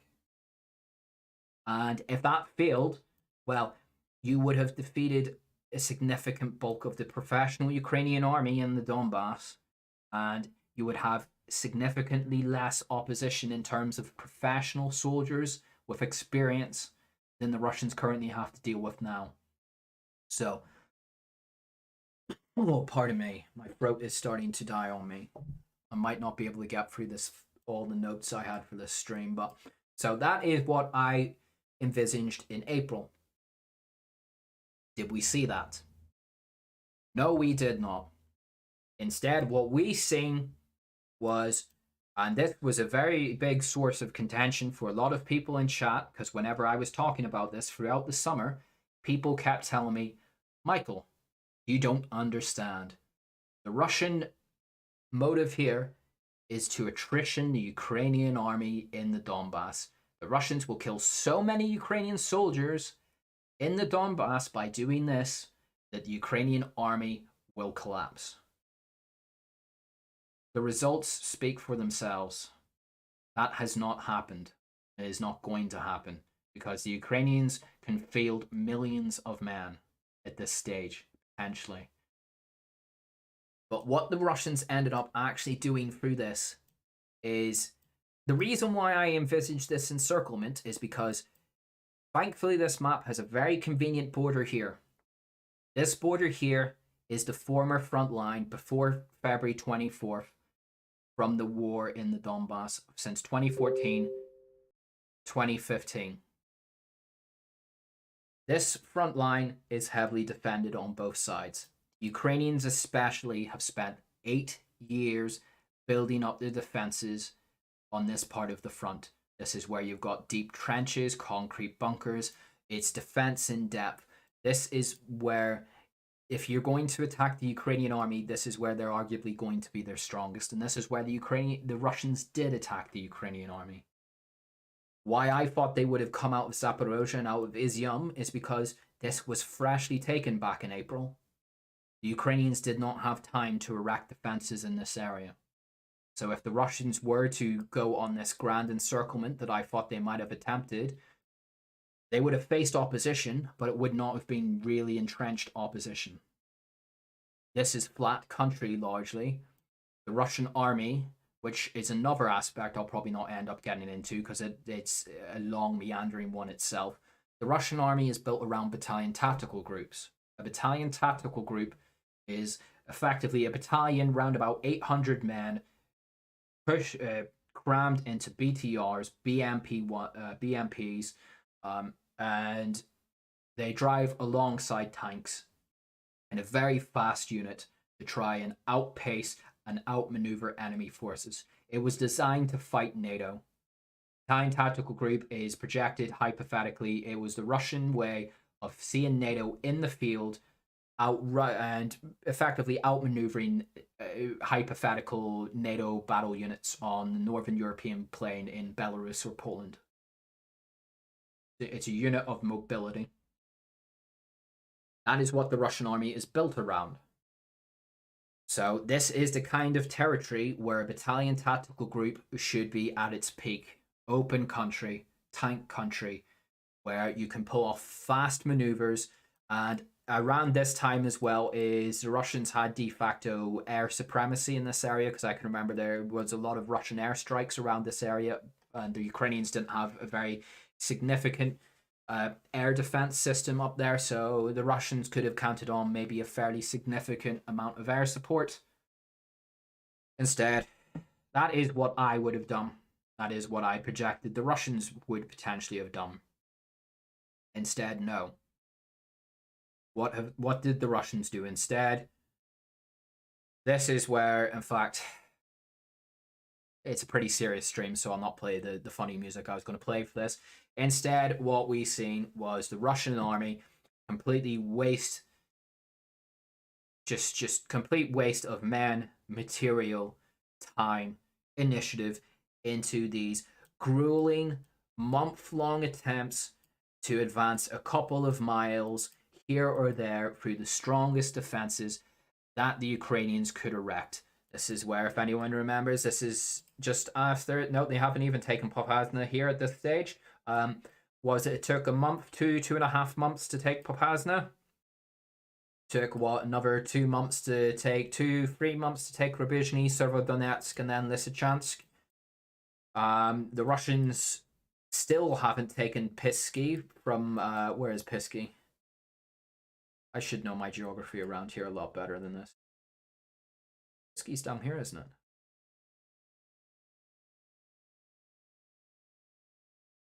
Where is Pisky? I feel a bit embarrassed now. I should know that. There's Pisky there.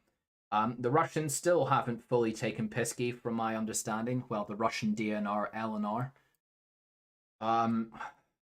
And this is the result of what? 6 months? 6 odd months? This is what the Russians threw their troops against. And if anyone has, I mean, God knows I have, seen the footage of what these attacks look like, they were very small. It was about a battalion size, if at best. A couple of BTRs, maybe a couple of tanks, and a smattering of infantry would walk out and piecemeal attacks into very heavily defended Ukrainian territory. It was... People stop messaging me.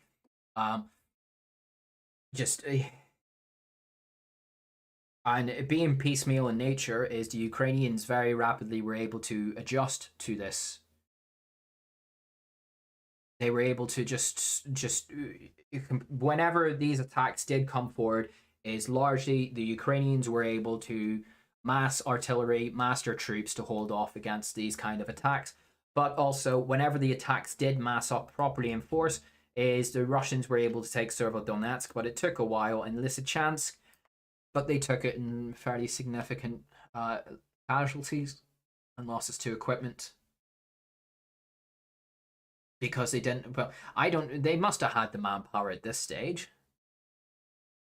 But why they decided to abandon the battalion tactical groups' one biggest advantage, that of maneuverability, to use them in a mile a week on a good day, in a good month, advances, is just... I just have to sort of come back to... maybe there was some kind of operational restrictions that I'm not aware of. Maybe the logistics of this area wasn't too good, but then again, it's like, could you have any better logistics than literally right on the border with Rostov and Krasnodar and Milarovo? And so I don't know why the Russians did it. This is one of the things I'm just kind of chalking up to incompetence, why they pursued this strategy. And while the course of doing this, whereas everyone was telling me, "Oh, Michael, you don't understand. The Russian army is the Ukrainian army is on the verge of collapse through casualties alone." Well, the Russians just handed the initiative over to the Ukrainians. Is this very slow advance was giving a lot of time for Kiev to train up all these reservists, mobilized territorial defense units, and whenever the time came, they threw them up against the flanks of the Russian positions, and the Ukrainians have gained more than the Russians have gained since mid-March. They Ukrained more, I mean. So it's baffling. It might be years before we get Russian generals writing their memoirs or documents or released to the general public about this, but it's, you know, it's just, why? I was baffled by it at the time. And the arguments people were putting through to explain it didn't really seem to pan out, and they have demonstrably been demonstrated to have not panned out. So it just comes back to Russian generals seemingly aren't really aware of what they're doing, which potentially goes back to the corruption angle. Why are they generals if they don't know how to lead? Did they pay for their promotions? Are they only a general because they happen to know the right people in Moscow?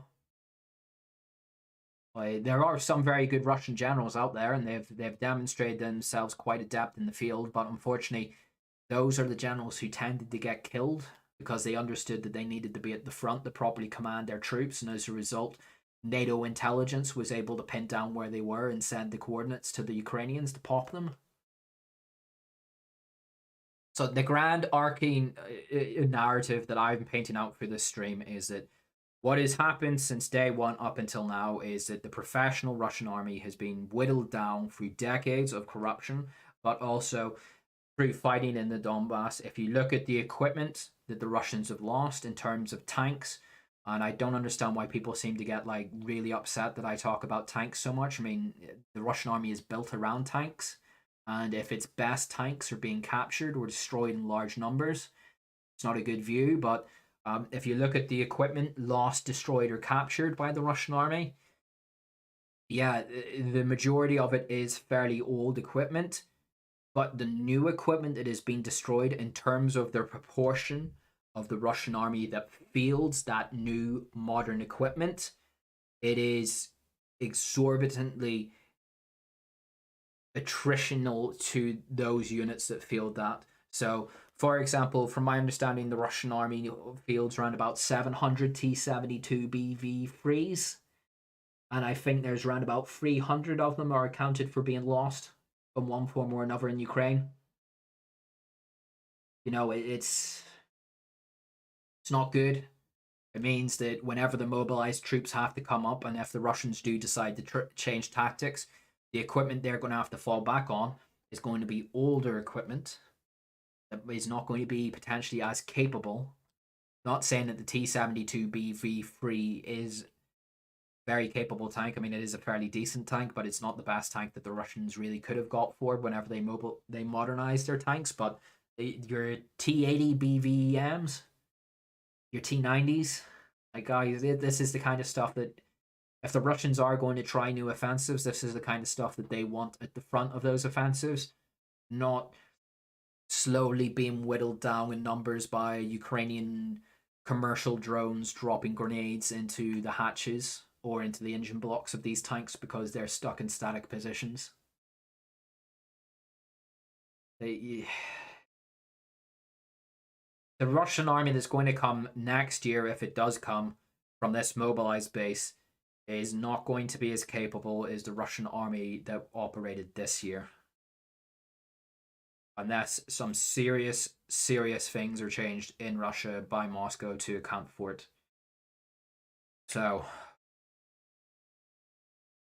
don't mean to be all black-pilled for the pro-Russians out there, but I'm sorry, I'm just not really seeing a lot of white pills to hand you guys. The mobilized, whenever they do come, you know, that has the potential to turn it around, but like I say, it has the potential. They need to be properly equipped and trained and used properly, or else they could just become a liability in their own right.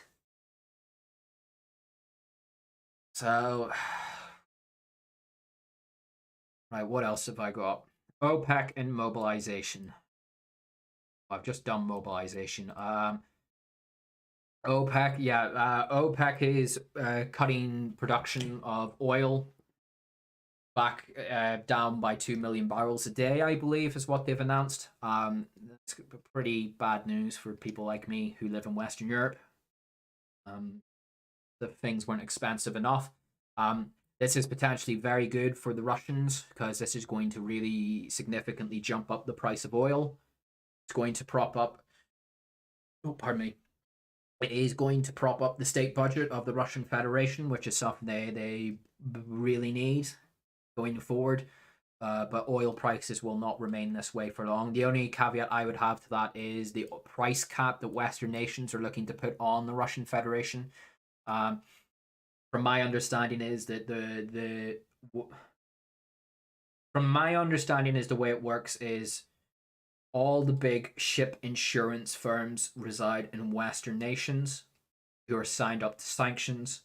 So if any Russian oil tankers go to sea carrying oil above, I think it's something like $65 a barrel, they will not insure those vessels. And then the ramifications from that is if anything happens to those ships, the Russian state has to pay for them, or various international buyers of those ships will refuse access to those vessels into their docks if they're not insured, stuff like that. So it's trying to artificially lower the price of Russian oil in the international commodities market. How How that will manifest itself, we'll have to see. In terms of how this will work for the war, I honestly couldn't say. The Russian economy seems to be somewhat resilient. It's not as good as a lot of people seem to say it is, but it will certainly help the Russian economy deal with this kind of stuff. Will probably help fund the transition of certain Russian industries that are currently really struggling because of the lack of foreign components and um, foreign capital and foreign markets because of sanctions. If I was in Moscow, but then again, I'm not an industrialist, so I don't really understand a lot of how it all works. But I would imagine a lot of people in Russia who are out of work, a lot of these industries that might, I'm thinking of Lada, things that produce vehicles, heavy equipment. Maybe this new windfall of money, if it does manifest, maybe the Russians could recapitalize these industries to start to transition them to producing war material, things for the Russian army. That's if the war does go on that long. As the Russian economy, which is an entire stream in of itself, and I don't think I'm probably the best person to approach that. It needs to go under some very significant and serious restructuring and reforms if it's going to be viable in the years to come, if sanctions continue the way they are. So that was a quick spiel on mobilization. I mean, another thing, just while we're on the economics, I've kind of gone into the long, short history of Russian corruption in the army. I mean, like, if I was Vladimir Putin, with hindsight, you know, one thing that Putin probably could have done back in after 2014, if not before, there's a lot of oligarchs in Russia. They're not exactly politically powerful anymore, but they have a lot of wealth.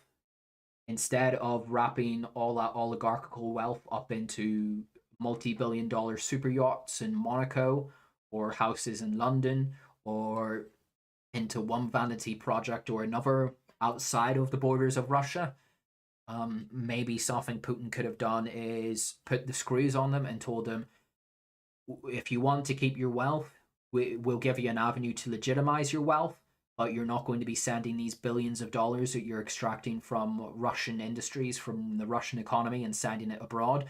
You can do that for some of it, but the vast majority of this, we're going to give you an out. You can either invest heavily into making Russian industry and Russian companies more efficient. We'll give you like an example, I don't know, say like an oil industry or a factory somewhere. Okay, you recapitalize this industry for so many billion rubles. We'll give you a share of the profits if everything goes well, and also a share of the company. Therefore, your ill-gotten billions of rubles from corruption, you can now start to legitimize that. But we will only accept the legitimization if you are putting it back into investing in the Russian economy and making it more efficient, more modern, more fit for purpose. You know, maybe that was something Putin could have done to put the screws on the oligarchs. Instead of now, they've just got all these angry oligarchs walking around Moscow with all their yachts and private jets stuck in Western custody, and all their wealth stuck in Western banks, which will probably just be appropriated and sent to Ukraine at some point anyway. A bit of foresight there. 2014 should have been kind of the big wake-up call for this kind of stuff, the sanctions that came in then.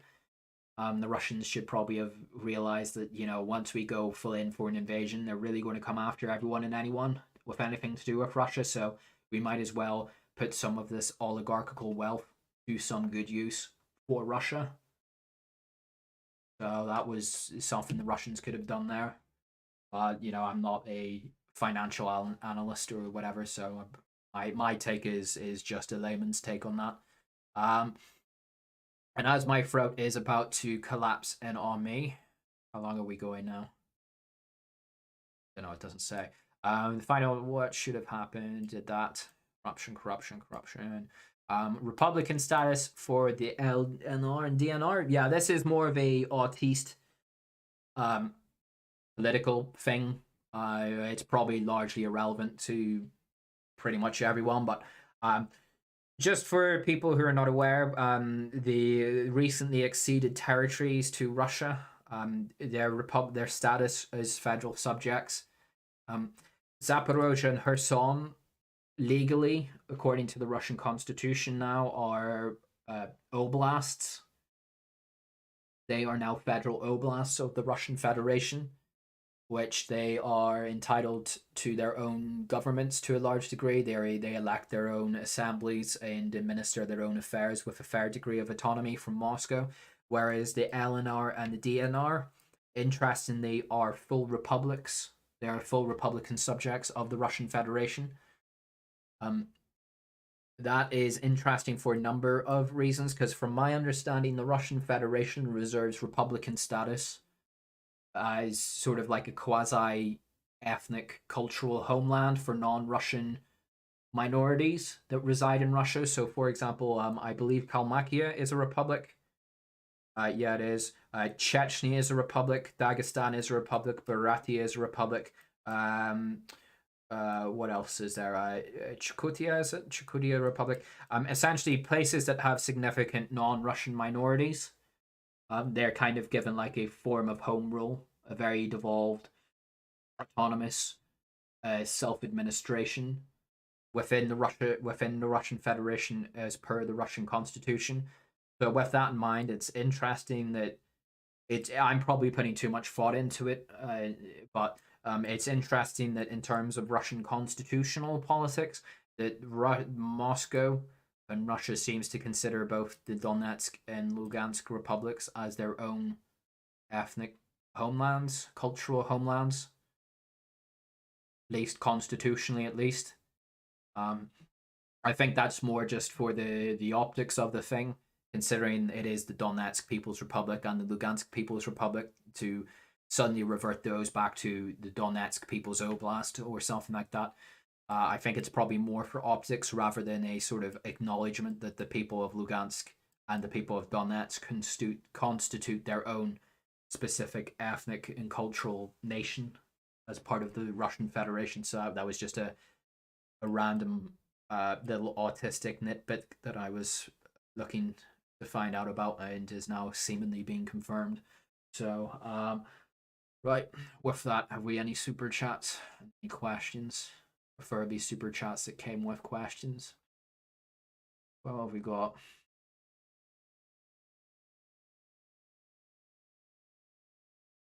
Oh. No shackles. No shackles from Michael. No. Okay, has anyone got any questions that they might want me to ask? Might want to ask, and I'll see if I can take a stab at them.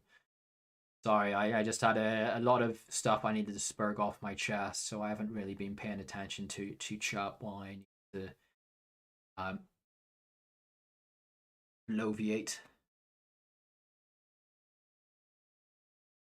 Just say, so will Donetsk and Lugansk be autonomous like Chechnya? Will the leaders stay in charge? Yes, from my understanding, Pushilin and the guy in Lugansk have been confirmed as the governors of the new federal oblasts. So, which is interesting because there's a lot of, I think there might be eventually some kind of friction between Moscow and Donetsk because of the radicalism of the politics of the republic. But yeah, they will maintain, probably for all intents and purposes, their autonomy that they currently enjoy, but they'll probably slowly be weakened down as the war goes on, or however. How would the average Russian respond to the loss of Kherson City? I don't think I could reasonably answer that. I would imagine it probably isn't going to endear them very well. But most Russians, from my understanding, tend to be very politically apathetic. But ones who are politically active have either fled the country or are in prison, or would take very badly to the loss of Kherson, in the sense that it should not have been lost, and start to look for recriminations from the Russian government and military for that. Russia loses the Oblasts and Republics to Ukraine. What message will that send out to the other republics? I don't think it's going to send out the message that the Ukrainians are going to come and take them, but I think it would weaken it would definitely weaken the authority of the federal government from Moscow, certainly. What Question Irishman, I'm not Irish. Do you think the Ukrainians will push far during the winter? I have no idea. I can't predict that far.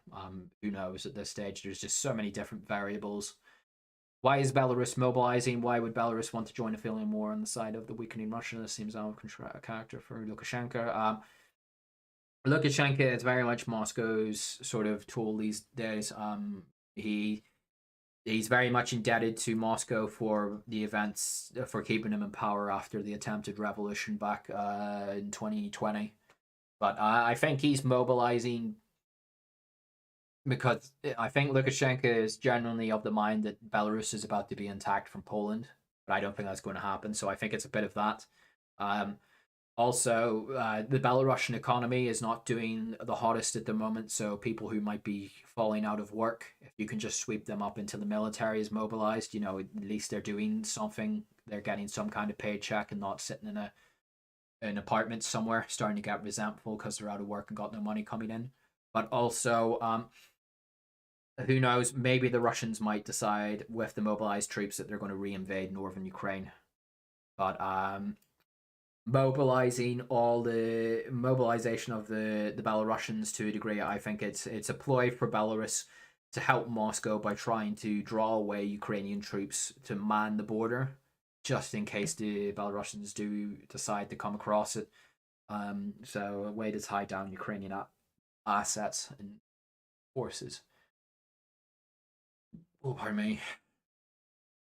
Does the repeated feelings of the ruling military establishment strengthen the relative standing of political outsiders like Strelkov? I don't think I'm really equipped in Russian politics to say that much. His profile has certainly risen. He's doing a lot of media interviews. The Russian Telegram channels have all completely done a vault face. It's kind of funny in a way. Literally a couple of days before Kharkov happened, I can remember looking at some Russian pro-Russian Telegram channels explaining why they don't share Strelkov, because he's a bitter has-been who's just out to try and score goals against people he feels have wronged him. And then Kharkov happened, and then they're all like, oh shit, this guy was actually right, he's been vindicated. So how is this going to affect the way Putin is remembered and his legacy? Probably not the best. I'm not Irish. Have you heard of Scott Ritter? Yes. Douglas McGregor, or Tucker Carlson. I mean, I've heard of Tucker. I've heard of all three. Not very fond of the first one. The second one, I'm not too aware of, and Tucker Carlson seems fairly good from what I've seen. What would Chechnya and Kadyrov from enthusiastic support if Russia somehow wins? What do they stand? Political influence in Moscow. That's what Kadyrov's game is. Also, Kadyrov is also like a very eccentric figure. He effectively is the king of Chechnya at this stage, so I don't think he's going to get like much concessions. Maybe he'll try and get a bigger slice of the pie from the federal budget. Maybe he is fully, like, genuinely has now become like a full-on Russian patriot, and he's committing fully to the idea of a Chechnya, of a Russian Chechnya, and this is his way to do it. Or maybe he's jockeying for position and trying to build up political capital in Moscow. That could be some aspects of what Kadyrov's at. What will Central Asia look like in the near future as Russian influence becomes less hegemonic? Less Russian in many ways. Kazakhstan is changing its alphabet. Next year, it's ditching the Cyrillic alphabet for Latin. That is pretty big in a country that has a significant Russian population and speaks Russian to a large degree. To ditch the Cyrillic alphabet is kind of a big signal that Kazakhstan is kind of moving away from the Russian cultural sphere, alongside various political aspects. The Kazakhs are walking a very tight rope, but they're certainly trying to walk that tight rope away from Moscow at this stage. In terms of Uzbek and Turkmenistan, I don't know. It'll probably, as this stuff starts to slowly move away from Moscow, if Moscow can't reassert its influence in this area, it will almost certainly wind up in the orbit of Beijing. That's kind of how the game is slightly being played at the moment. Western powers, the United States, I think they're more interested in just weakening Russia. That's to the benefit of China. So, I mean, unfortunate for Central Asians, but they will never really be the proper independent sovereign people that they might want to be. They will either be in the orbit of Moscow or of Beijing. How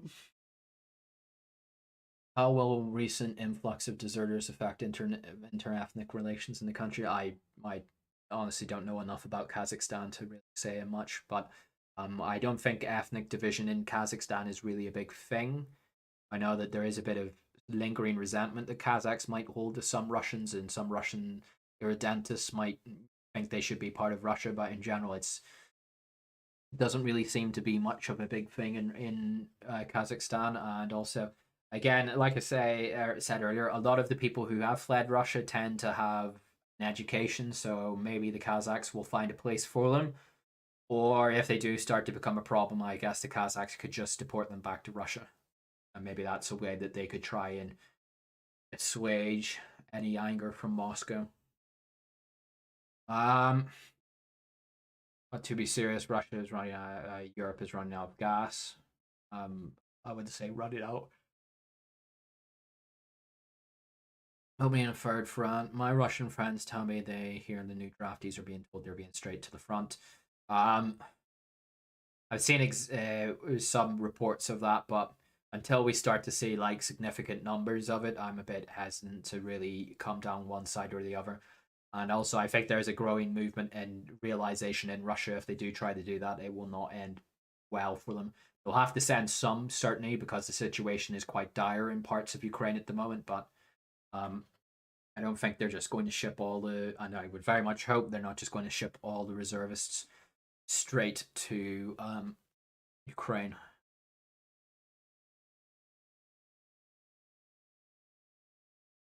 Throughout the whole conflict, what has surprised you the most? Oh.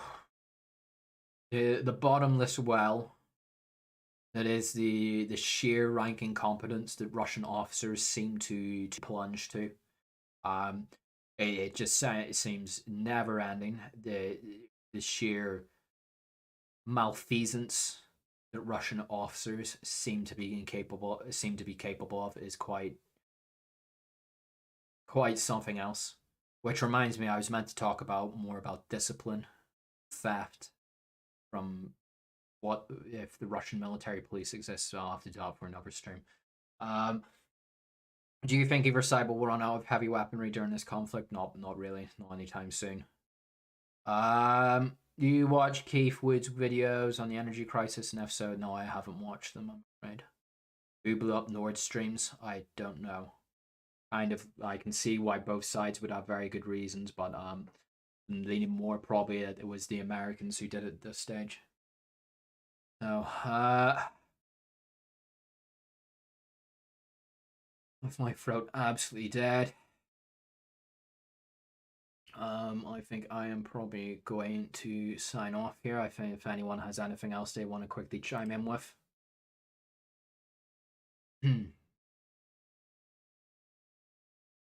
Nope. So with that point, I'm gonna sign off. Thank you for everyone who came. Thank you to the one guy who did donate $2. Thank you. It's very much appreciated. It helps keep this stuff, well, makes it a bit more sustainable at the end of the day, especially with the way things are going. So thank you very much. It is greatly appreciated. Thank you. Do you watch Patrick Lancaster? I don't watch him religiously. I watch some stuff every now and again. I kind of like Patrick. He's a funny guy. Bit of a memeable guy. So with that, I will do. I don't know. Felix is saying he wants to do streams, but they never really seem to pan out. But I might do a stream in the next week or so because I have real life commitments that I need to tend to over the next few days. So I might be a bit choppy in that, but I'll give you all a lot of heads up when and as that stream comes along. How long before Ukraine takes Kherson? probably another month or so if the Russians don't get their act together.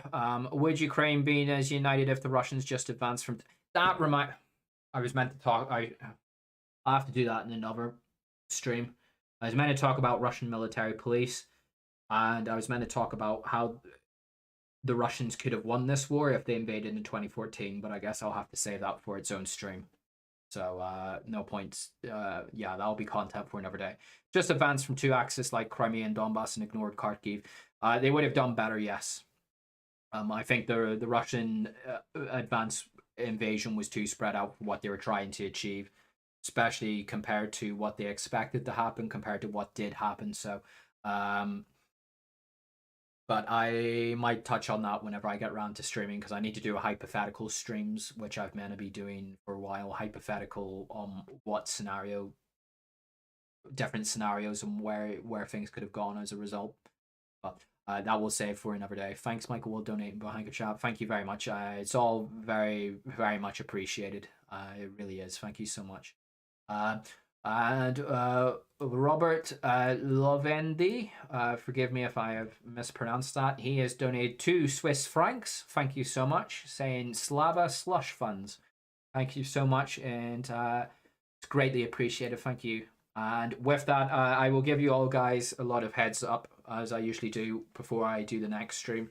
And I'm not too sure when that might come about, maybe in the next week or so, because like I say, I've got I have to go out and touch grass for the next few days or week or so.